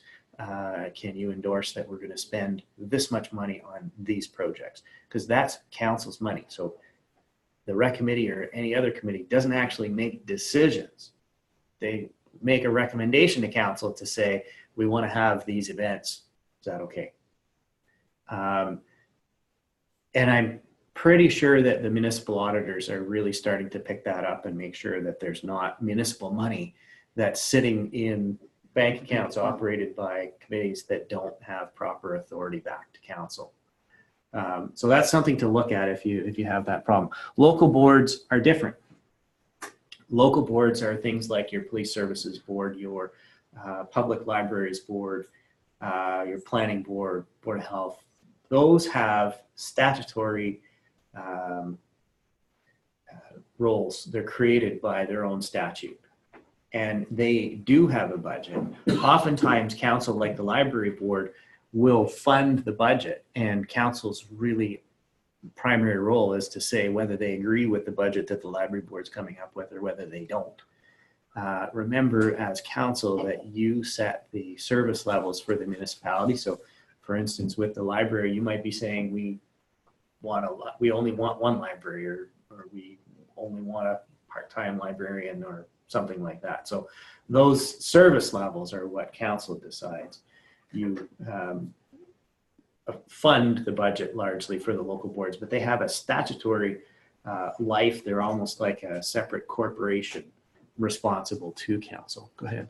So a lot of our groups, I'm going to call it to start off, are boards for terms of references, and many of them have budgets. So the terms of reference actually identify what the roles of the board members are, and they do have budgets within that they can work in. And so we have a rec board, and Chase is on the rec board. And it's a skills-based board, where you have multiple people on there, of multiple skills that come together as a team. They make key decisions, and we have under the terms of reference, allow them to spend accordingly. And they've raised a ton of money as well. They are an information team that will bring back quarterly reports. Same as the economic development board that I sit on, we have a budget as well. And those boards actually create more diversity and bring a lot more skills people to the table, and gets you a lot more forward thinking activity going on. So we've seen better attraction with boards than with committees. Committees are taking up too much of the councilor's time from what I've seen in the past. And they're bringing in my opinion, I think all the council members will agree, is that we're here sometimes right now till 10, 11 o'clock at night. And we've been from start at 5 or 6. And we're here sometimes 2, 3, 4 days a week, depending on we're not 4, maybe 3, based on the amount of activity we got going on since we've taken on a role as an education, right? And it doesn't seem to be given up. And we've got our shoes in the sand right now. We're building traction for our community and trying to bring more things to the table. She's involved, Dan's involved, as well as myself. And the boards, I believe, are working a lot better for our community than the committee will, because it's just wasting taxpayers' time and community council time here at our table. It gives those people some skills and some direction. I think, and just to speak to the rec board as well, like there was a perception prior to this year that there was no communication between the rec board and the council. That's trying to be rectified, but looking at the new terms of reference, annual terms of reference, that communication was always supposed to be there. The protocol was always supposed to be annual budget. Anything outside the budget comes to council for a second, like a secondary review or decision. Exactly. I think I agree. Sometimes I don't want to be here till 10 o'clock or 11 o'clock at night. But it's those lines of community. Like, well, you push for this as well, being in the know of everything. Like knowing all the information doesn't mean I necessarily want to deliberate it for hours, but just being aware of it. I think that's with our I agree that the rec board, the dev board, other boards have pushed things forward. We got to keep that going. And if we start taking those decision-making powers away from those groups, may start to vacate those positions as well. We'll lose the volunteers as well. But there needs, like, going back to like accountability and transparency and all those buzzwords, right? There needs to be those lines of communication to make sure, like, us as a table are on, like, everyone is like Des, Rob, or Bob, Todd, everyone at this table, like, everyone is on the same page, right? And I think, I can't quantify this in any way because I wasn't sitting at this table, but I think that was the major criticism that came from prior councils, that those lines of communication were missing. And then there was mistrust built, and then there was division built. And then when I came into the rec board, it was just council against the rec board against the council. And we tried to change that by changing those lines of communication. I think it's moved forward in a good direction, but like I agree, we need the role of those boards has been to push things forward in this town, and that decision-making power needs to remain in some capacity. But the biggest pitfall of the rec board in the past was they spent money and the council weren't even aware. Now that's changed. I would slightly disagree. I Well, think there was jealousy that was going on there. But anyways, two sides of the story. But Because So- We so- can disagree. That's okay. that's a policy. You guys could talk about this all night, but I'm sitting here trying to differentiate what's the difference between a committee and your local board, or what your board you're talking about. So the rec Because I don't think you have created corporations. the rec board historically has acted, I think, in some ways outside of its terms of reference, Absolutely. because it did do that on occasion.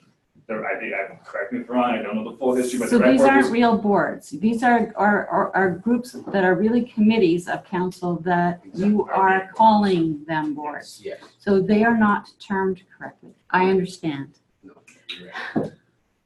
Because I don't know. We'd have to see. We'd have to look at them because, like you say, So it you have to have a should be called statutory recreation. reason to be able to create a board, and there's only Yes. certain boards you can create legislatively. So are you So, saying like- that the recreation should be a recreation committee, not recreation board? What are you saying? we should look We have at to it. look at it because I would need to see your terms of reference to be really clearly understanding, because economic development corporations are usually what are created and they're separately funded, no different than your library board, and they set a budget, council puts money in. Totally different. And It's- municipal services. The municipal services, but I'm these wondering are, if they're these municipal are, services corporations. but they're created by They're communities. Like They're statute. communities. statute. They're not, I think what they have is glorified committees. Absolutely. And I think what you're doing and what you're talking about is the fact that these committees are actually doing the work that staff would normally do. I think Not necessarily. I think at one point when the rec board kind of had its resurgence, it did because we didn't have a But they're recreation director in volunteers, place. right? Yeah, but we didn't have a rec director in place, and that's where it was birthed out of or conceived out of. And then it just carried on like that, and then we developed we hired a rec director as a town, and that relationship needed to change because there was basically the rec department was giving direction to the director and the CAO, and it was basically, the beast with two But heads. council wasn't ever approving any of the plans. In the terms of reference, it was always there to approve the plans. Now, what the prior council maybe didn't push the policy, because in that former terms of reference, it was all that the budget always had to go through And the council. treasurer paid the bills? And the initial budget was approved by council. Yeah. Throughout the year, when they did fundraising. Yeah. They went out and spent a bunch of money that never was approved by council. And one example is that $15,000 television at the pavilion. That was done without even coming to the council. But I mean, that's the only examples I know, but I'm gonna put some, because I was only there 10 months. But I'm just saying, that's why this whole, if that thing got knowledge is at, changed. if that knowledge is at the council table, they should have pushed the policy and said like that, like they could put correct me if I'm wrong, but council can nullify a recommendation like that, like anything that a rec board or any board or committee does, just simply by saying you did not follow proper policy or protocol, right? You can actually, council can, as a body, change the terms of reference tomorrow. and we Yeah. did, Yeah. we did. It's a lot better. So I was just worried It's not about the a term board and understanding the relationship and that, because they're really committees. committees, The history of the concern is that a lot of the volunteers were putting time and effort to raising money, and they were concerned, whether it was optics or reality, about that money going into the coffers, yeah, and then that never going towards the things that they saw as recreation development in the town. Now that's changed, and I think that the way that we push the rec board and other committees that do similar things has changed and has gone in the right direction, but there's still that historical fear. That's people So- and policy. Yeah. So here's my suggestion with respect to that.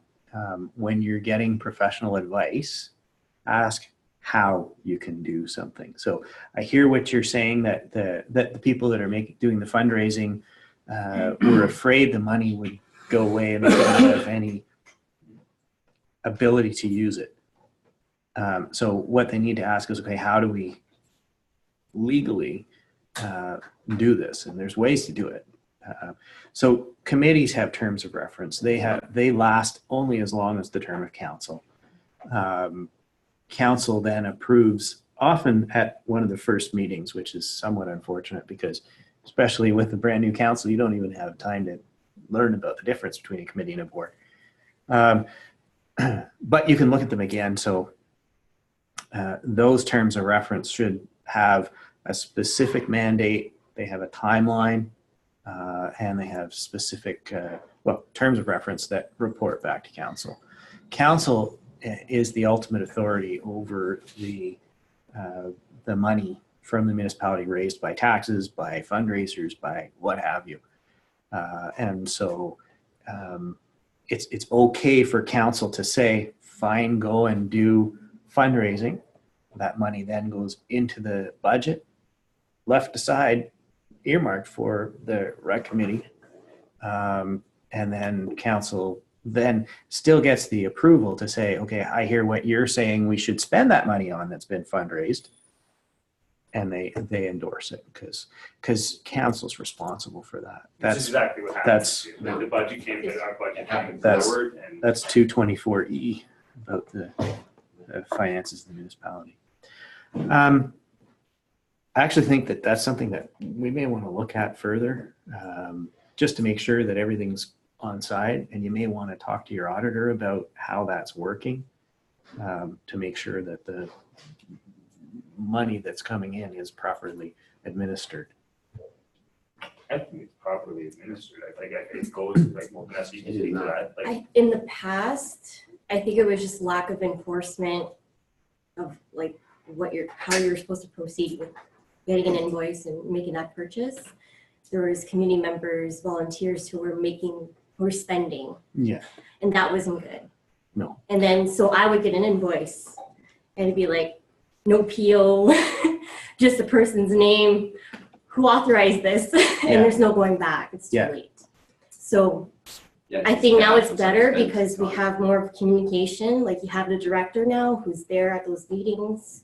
You know that he needs to make that that expenditure, not you guys, unless it's agreed upon. Like some scenarios where Because the director would have a budget. he's the one who policy manages says too. And the procurement policy is definitely something that's one of the mandatory policies that all municipalities have to have. We have. And I'm pretty And- sure in there, it doesn't say that members of the public can spend taxpayers' money. No, but it will say when you need to go out to tender and get Exactly. competitive bids and things like that. So It that says it has binds. spending authority too, Yeah. right? So that's something to look at. So then we get to the role of taxpayers, residents, and other stakeholders. So those are really giving you information and collecting services. I think we've done that. We've done Talked about lots that. of that. I might want to take a break now. You want to take a break now? How much more do you have to go through till you can go on to the next topic? Excuse me for just a moment. Those two. Okay, Two more slides. Let's. You guys want to take a break or get through these and then we'll do the. let's do the natural split. Okay. Okay. So accountability and transparency I've spoken about a little bit. You actually are required to have an accountability and transparency policy. I have yet to have a counselor be able to tell me what their accountability and transparency policy says. Be accountable and transparent.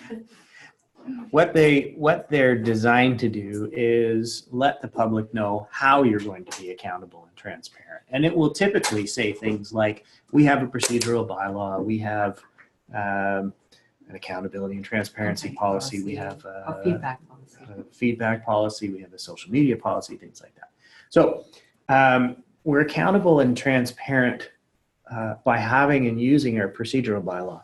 Our procedural bylaw tells council and the municipality how we're going to have meetings, how to get things on the agenda, when the agenda is going to come to members of council, what the cutoff dates are, so that we know that council is going to be looking at an issue on a specific day. So your procedural bylaw is probably the most important bylaw for any councillor to know. If there's one bylaw that you absolutely know, the procedural bylaw is the best. Other bylaws that and policies that deal with accountability and transparency are things like your code of conduct. Some municipalities have decision-making policies, and that lays out a process for how council is going to make a decision. So it has the rudimentary steps of an issue is brought forward, a staff report will come to the table, and it lays out for the public how this process works. It's not a mandatory policy, but some municipalities have said it's helpful for their ratepayers to understand the process so that they're not expecting they're going to come and ask you for something and get a decision that day. An annual calendar is something that Peggy developed, and so you can talk about it. So the idea of the annual calendar was to put in it all of the reporting and other items that the municipality has to comply with in any given year. One of the challenges that you have as being staff in a municipality is you have to try to balance the demands of council with the demands of the province of Ontario. And the clerk, I have now been told, has been named in 64 different pieces of legislation, that there's some kind of role that she has. Not all of them apply to every single municipality, but most do. Most of the time when there's that legislative authority, there's also some kind of reporting requirement. And that happens in a lot of the services that you provide. So the idea with the annual calendar is it can be in your council room and you can see that, yeah, you know what, we really want to do this project, but the auditor is coming on this day and the FIR is due here, and these are the other things that have to get done in the month of March. March is a terrible month, let's do it in April. Oh, tax bills have to go out at the end of April, so we better look at the beginning of April. It helps council and staff work as a team to prioritize the work of the municipality, whether it's planning, whether it's operations. It's just a way of everyone being on the same page. When we've gone into communities, we often hear, well, we asked staff, we asked them, 3 council meetings to go to do this project. And Paul will say, okay, so where's the resolution? Well, sure enough, there's a resolution that says we want to do this project, but there was no date to return it. There was no explanation about what it is. And the one I like that he uses as an example, he says, we want the CAO to do a report on recycling. Mm-hmm. That's a very, very big topic. And if you give that to the CAO to do a report on, the CAO is going to go, well, recycling is a really good idea and it can save our landfill. So you're only getting the information that they believe you are asking for. We're really encouraging councils to be very specific in your resolutions and asking for it to be returned on a certain date. And that's where the calendar comes in handy, because then you can look and see, yeah, you know what, it doesn't make sense for this council meeting, but 3 council meetings from now we want this in.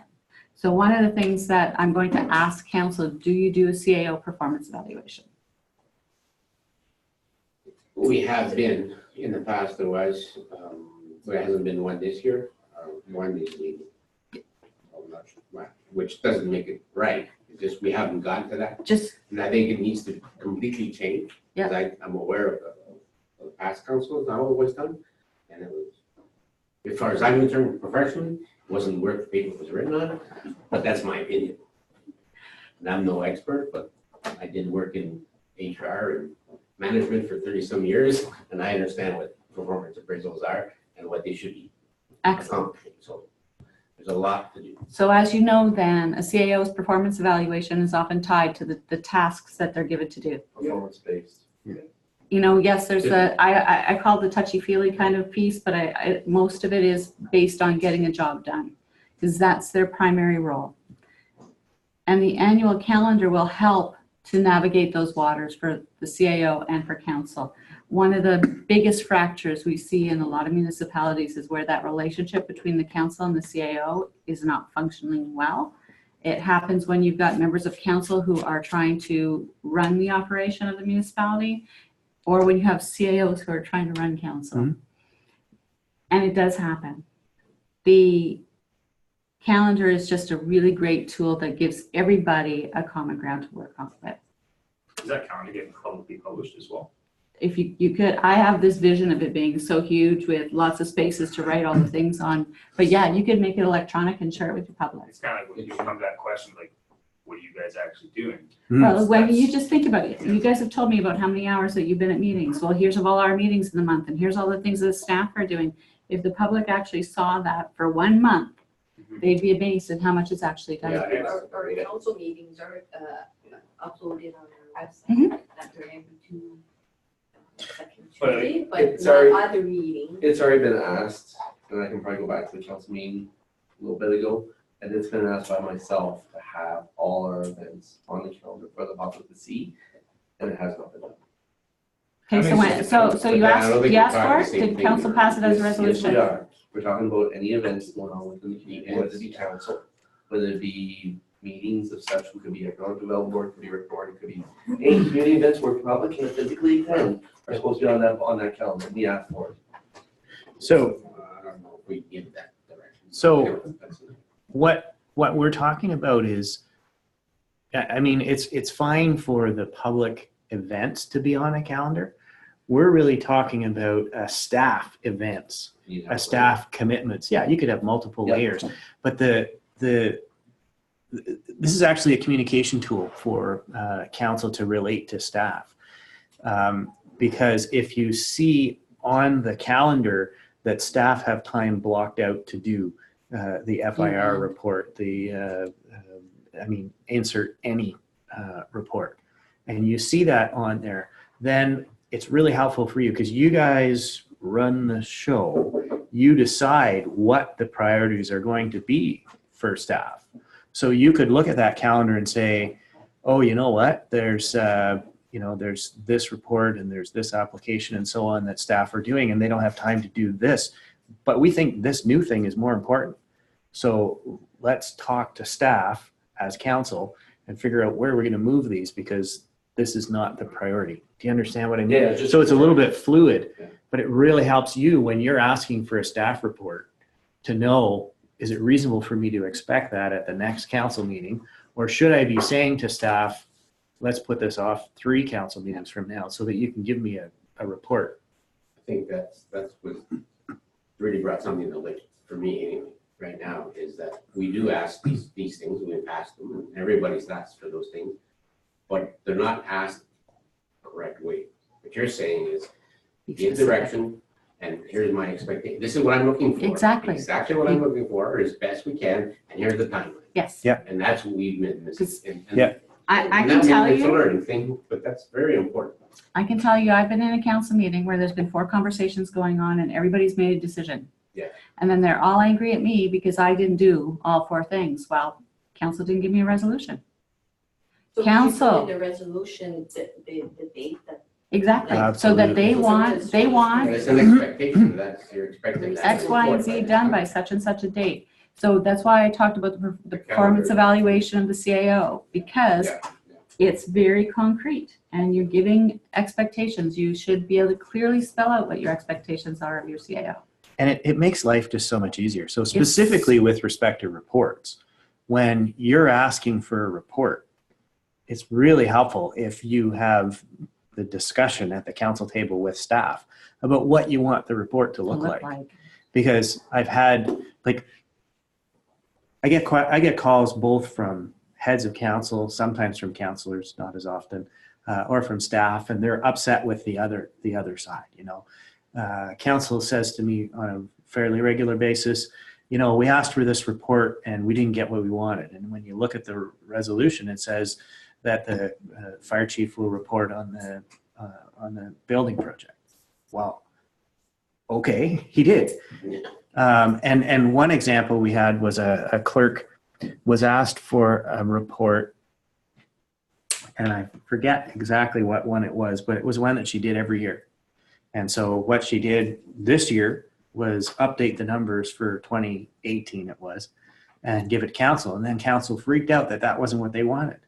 Well, if it worked for the previous 4 years, then if you're changing your expectations, just let staff know. And then they're going to give you what you want. Exactly. Like- and it's one of the things that we've learned a lot about working with communities. Everybody thinks differently. Yeah. And just because you call an apple, well, there are 50 different varieties of apple. I need to know what variety you want. Everybody has a different way of analyzing a problem, and that's why we talk about decision making, so everyone can kind of be on the same page. Is the more times you can be clear on your expectations and everybody understand it the same way, the more smoothly your operation will run, the better your decisions will be. Because council definitely wants to give good instructions to staff, and staff definitely wants to give council the reports and the information that they want. That's where we all start from. In fact, I should have started that. And that's why it's important that all council, including mayor and staff, are involved on the same email. So if his expectation to have his reports by the end of April, well, I'm not going to put mine at the end of April. I'm not going to, or whatever it be, right? At the council meeting. Or the It council only meeting. happens at the council meeting. If Okay. you guys are emailing around and starting that kind of conversation and you go to all of council, you're moving the business forward and it's a closed meeting and improperly held. Yeah, closed we've meeting. seen the ombudsman chase after some municipalities for that recently, where you're having an electronic meeting because the meetings are supposed to be open to the public and emails back and forth are not. Exactly. So when So- we first joined Uh-huh. council in our education sessions, we were told we're good to go with that, with emails and conversation and information. You Okay. could send an email out that said, council heads up, such and such an organization is having a ball tournament. If anyone wants to go, here's the person's name to call. No problem. You're not moving the business of the municipality forward. But the minute you start asking, I've seen decisions be made by email where councillors are debating an issue and then a decision is coming out and it's. And that's Not precisely the issue that the ombudsman's been after. So what we're recommending to staff is that when they're sending an email to all of council, that they should blind copy the council members so that you can't accidentally hit reply all. Because you can get information from staff, that's okay. Once you start to debate it with all of the rest of the council, that's where you run into trouble. So if staff puts all of the council names in BCC, then you can't accidentally hit reply all and reply to all of council. So then if you've got a question, if the email comes from Alice, then you reply and your question goes to Alice to clarify that issue. And then she's going to send that clarification to all of council, so all of council has the same information. But you don't get into a council debate where everybody's participating online with making a decision. So based on what I'm hearing, that I think you'd be suggesting that just avoid any of those email conversations altogether and like maybe follow the example you gave earlier with that gentleman that said, I'm going to ask you these questions at the table, but have the formal discussion here, no matter what. That's right. Okay. It's like, This is the place you make decisions. This is the only place you make decisions unless council decides to have a council meeting in a different location. This is your council chambers. This is where you have your power and authority. And it's really important to be open and transparent to your public that you operate that way. Now, committees are the same. Your boards are the same. They have to operate under the same rules. So you must have open meetings. You should not be emailing among committee members the same. That's something that we That's true. often forget to advise council of. That's true. That it's just as important. Because committees have to follow the same rules. Meetings have to be posted. There has to be a secretary present. There have to be minutes of the meeting. It's all about the way we have to do our business. And here's the downside of that. If the ombudsman gets a complaint that you've been having a closed meeting, and they've been after these email meetings, they've been after the Tim Hortons coffee meetings and things like that, then they're going to do an investigation and they're going to say that was an illegal meeting. They're not going to fine you. They're not going to throw you in jail.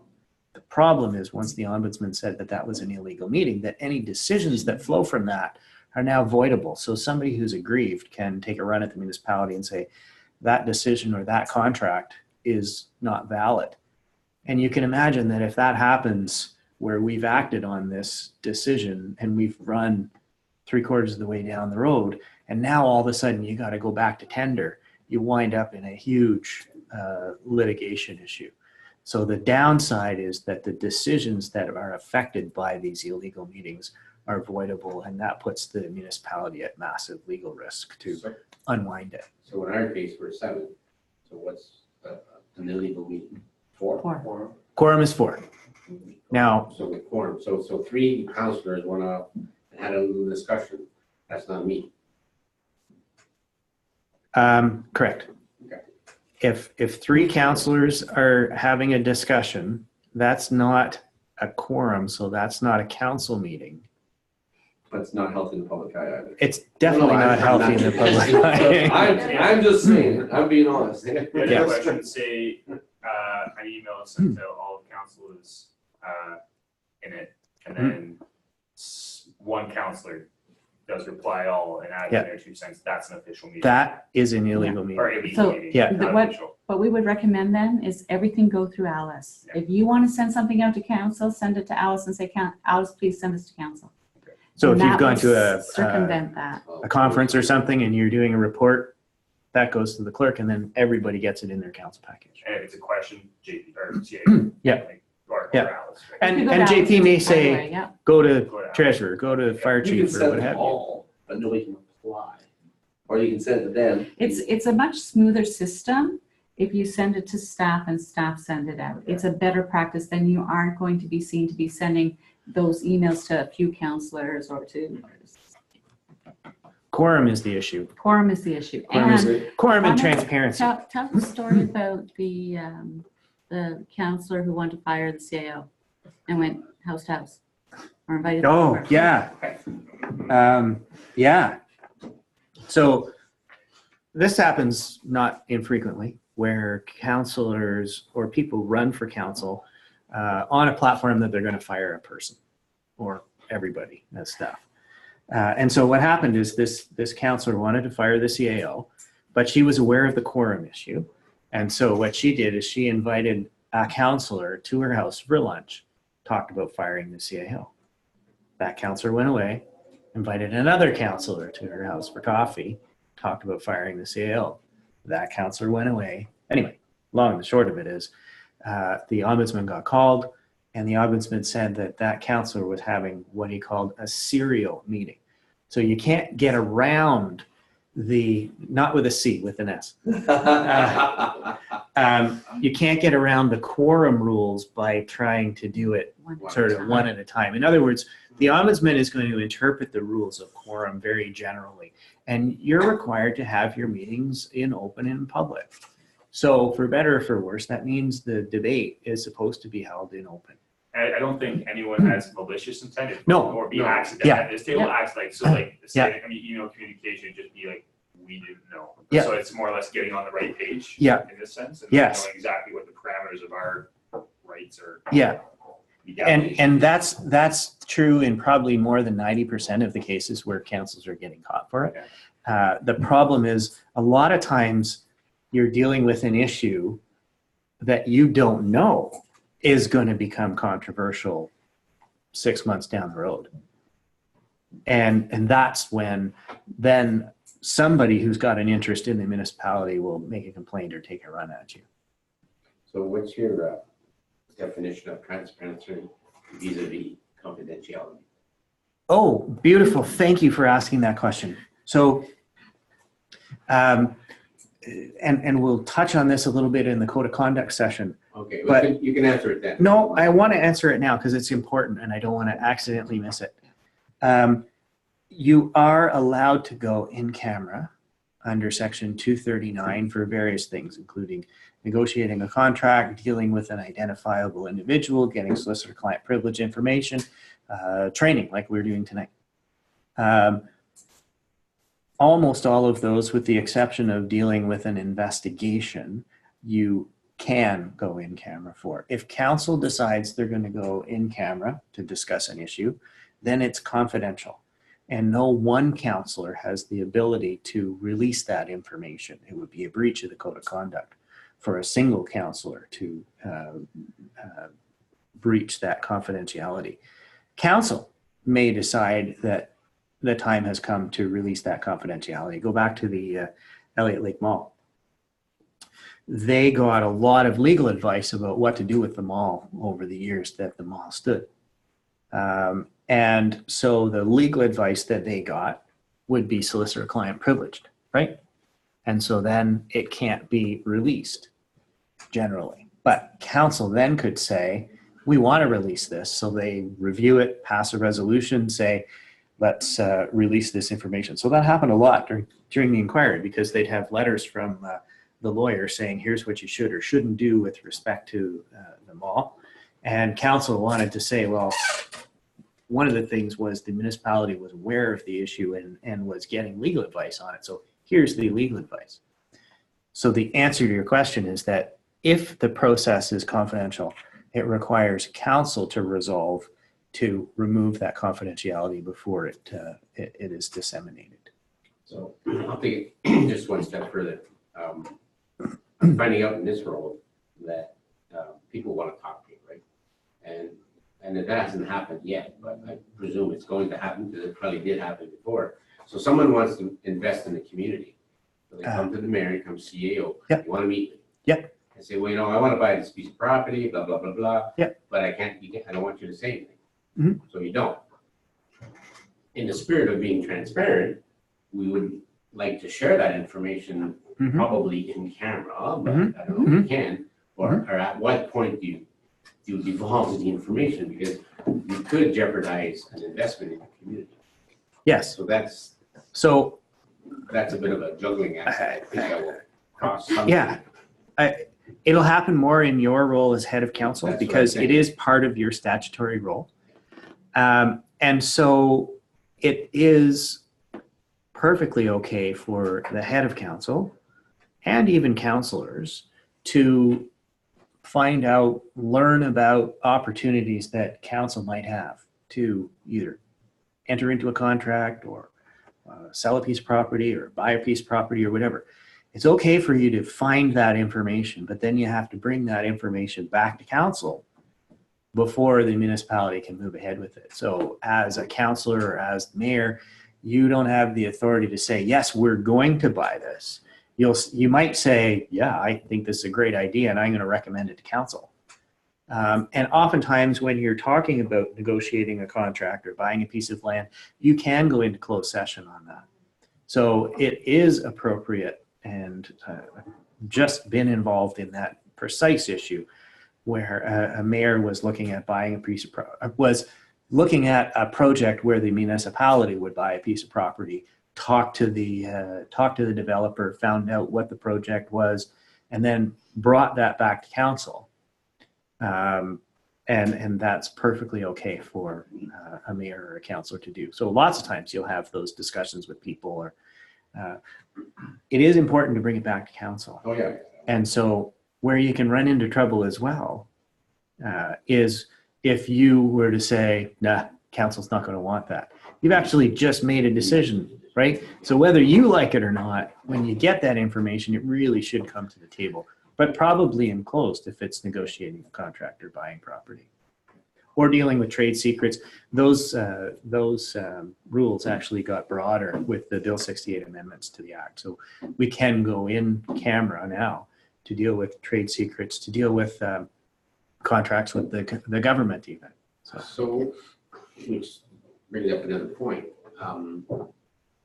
We have a telecommunications board or company. We have, right?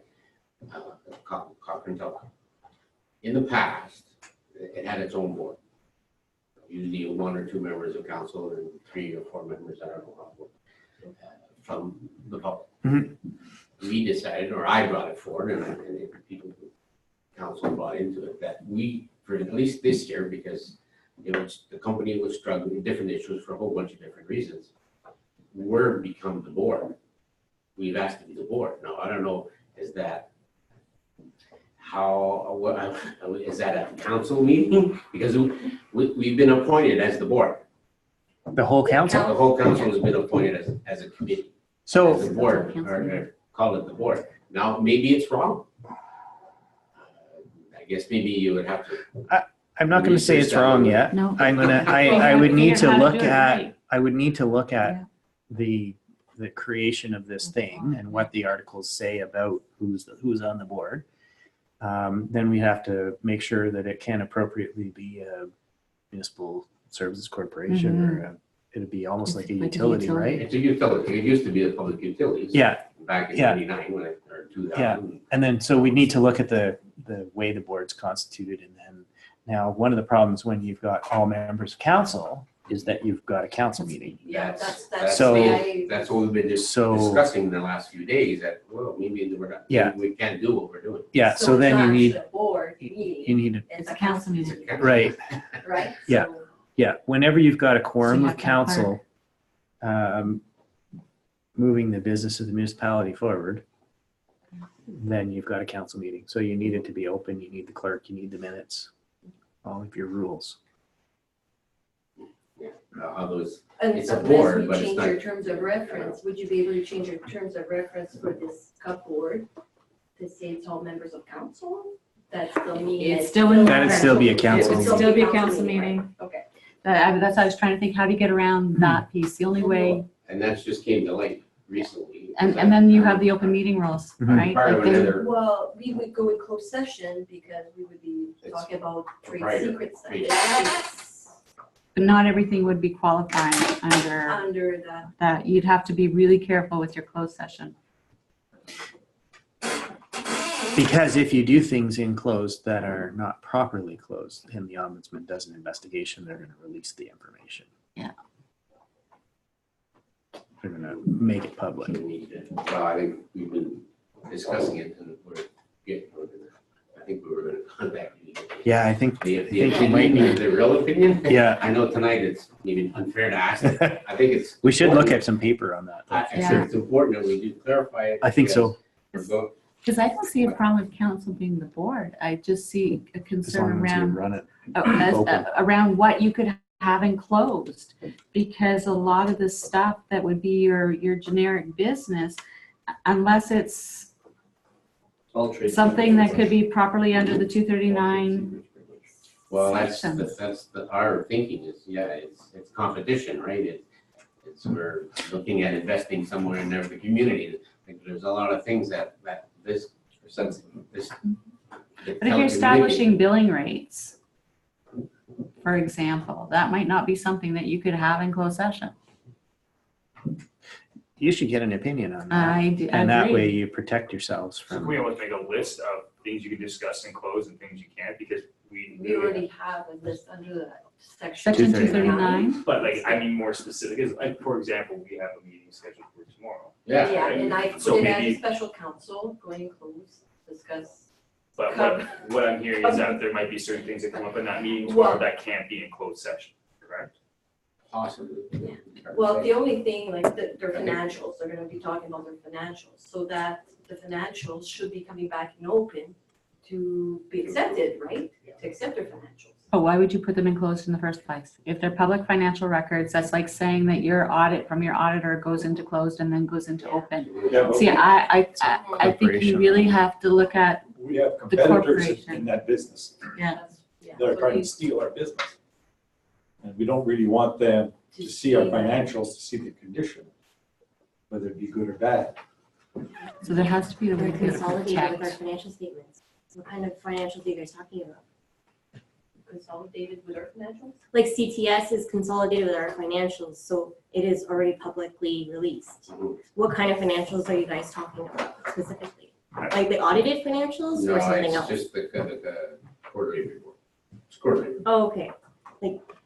To me, that would be public. Well, I don't know. Well, I guess that's why we need help. I think you probably need some advice on that. Mm-hmm. So is it worth continuing well, I mean, the business needs to continue. So, and we do have a meeting scheduled tomorrow. And I did schedule it. I know I guess you didn't hear any of the questions I've asked. I don't want to put you in a spot either, right? Like, I don't know, maybe it's something. When's your meeting? Tomorrow at 5 o'clock, just before council meeting. Can you get me your articles or terms of reference or whatever creates and governs this entity? I can send you terms of reference. Yeah, shoot it to me by email as soon as you can. I'll get somebody on it and we'll try to get you something before 5 o'clock. That I'll do my best. Yeah. Well, I guess if we don't. I've got a bunch of staff at the office that can help with that. But if we don't get an answer, we take the risk and we move forward. I think that we can establish that ourselves, like we have staff here that understand what we need to do to go into closed session. So just make sure that we record everything, and then if we need to go into closed session, make sure our agenda is lined up with that. So have everything that we want to have in closed session, things that we don't need to have in closed session, we'll make it public. I don't see that much of a difference. I don't think the whole meeting needs to be in closed session. Do you? So probably not. If you look at our agenda. Yeah. So let's just run it like a normal council meeting, except we'll call it. Yeah. The cupboard.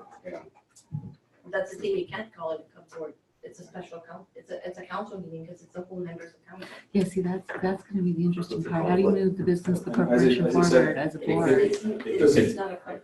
Yeah, but just call it couple. Because it's providing Yeah. service to the Something municipality. more It information. would Yeah. fall under municipal business, I but have said, it doesn't, like, what's wrong with what we call it, as long as we're following the rules and protocols. Well, that's what we're trying to find out. Yeah.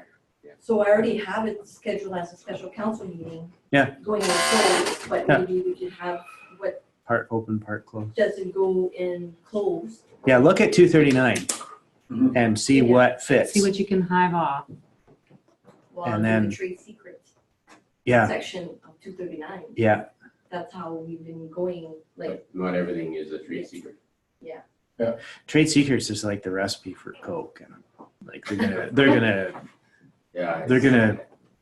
Some of them are restrictively interpret that. I think. I mean, basically, actually, that company is really a department of the town.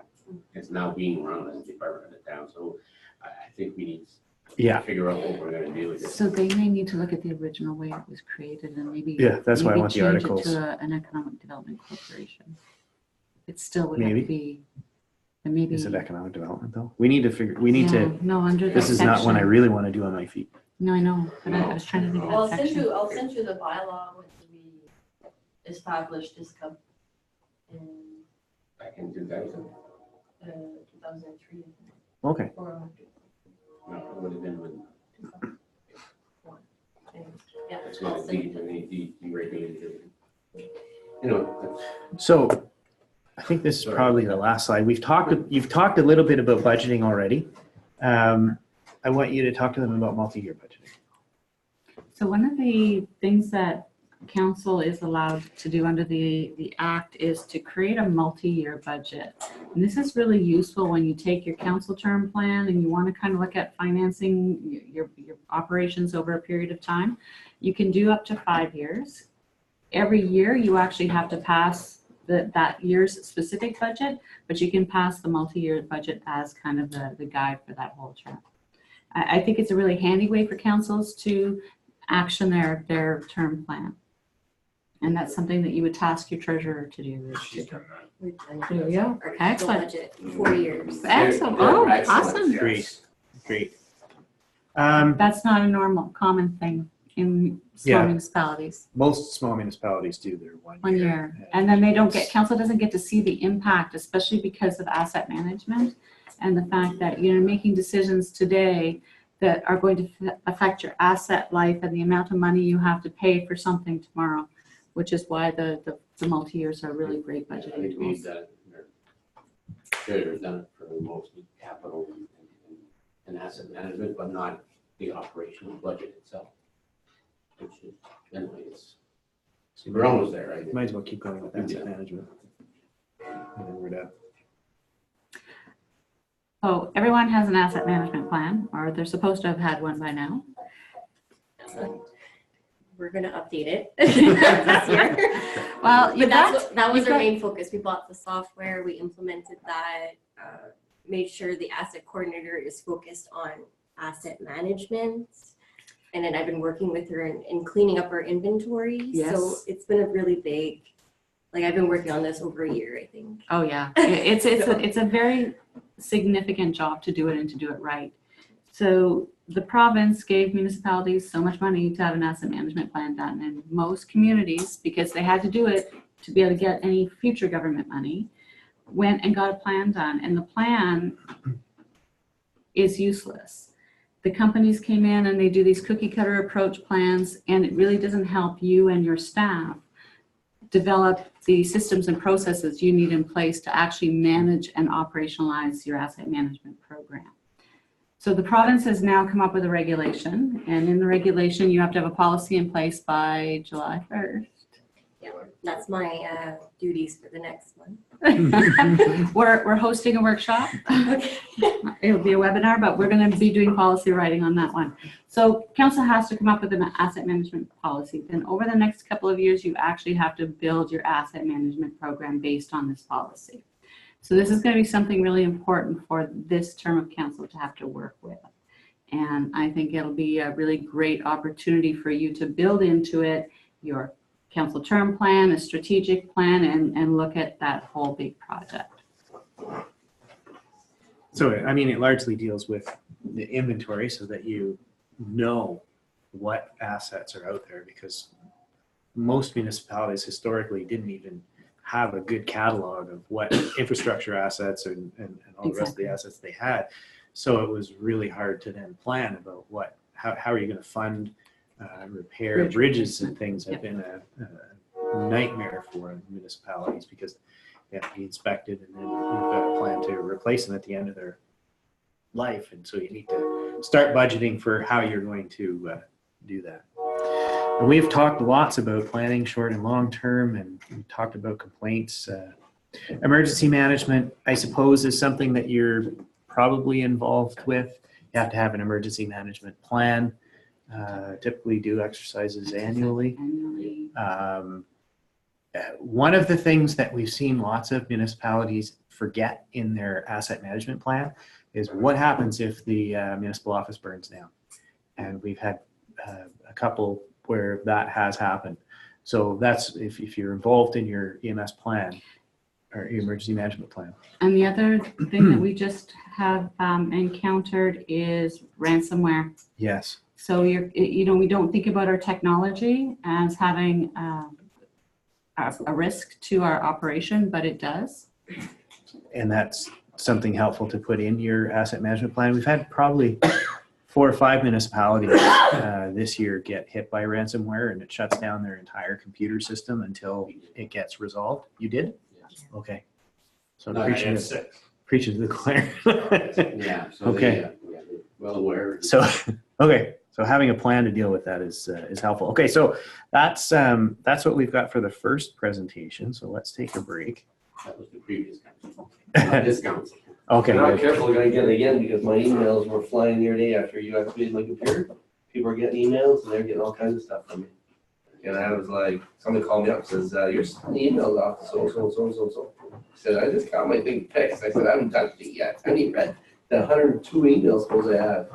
It was Yeah. We've been told that Northern Ontario is a target because of the poor security that we have in our systems. We have an IT team Recording now? in the health system, and they are on top of ours, and they've read flags. Many organizations have not listened to them. Absolutely. On your calendar, I like your calendar, because I think it's fair to, I'm not trying to point, to Vanessa and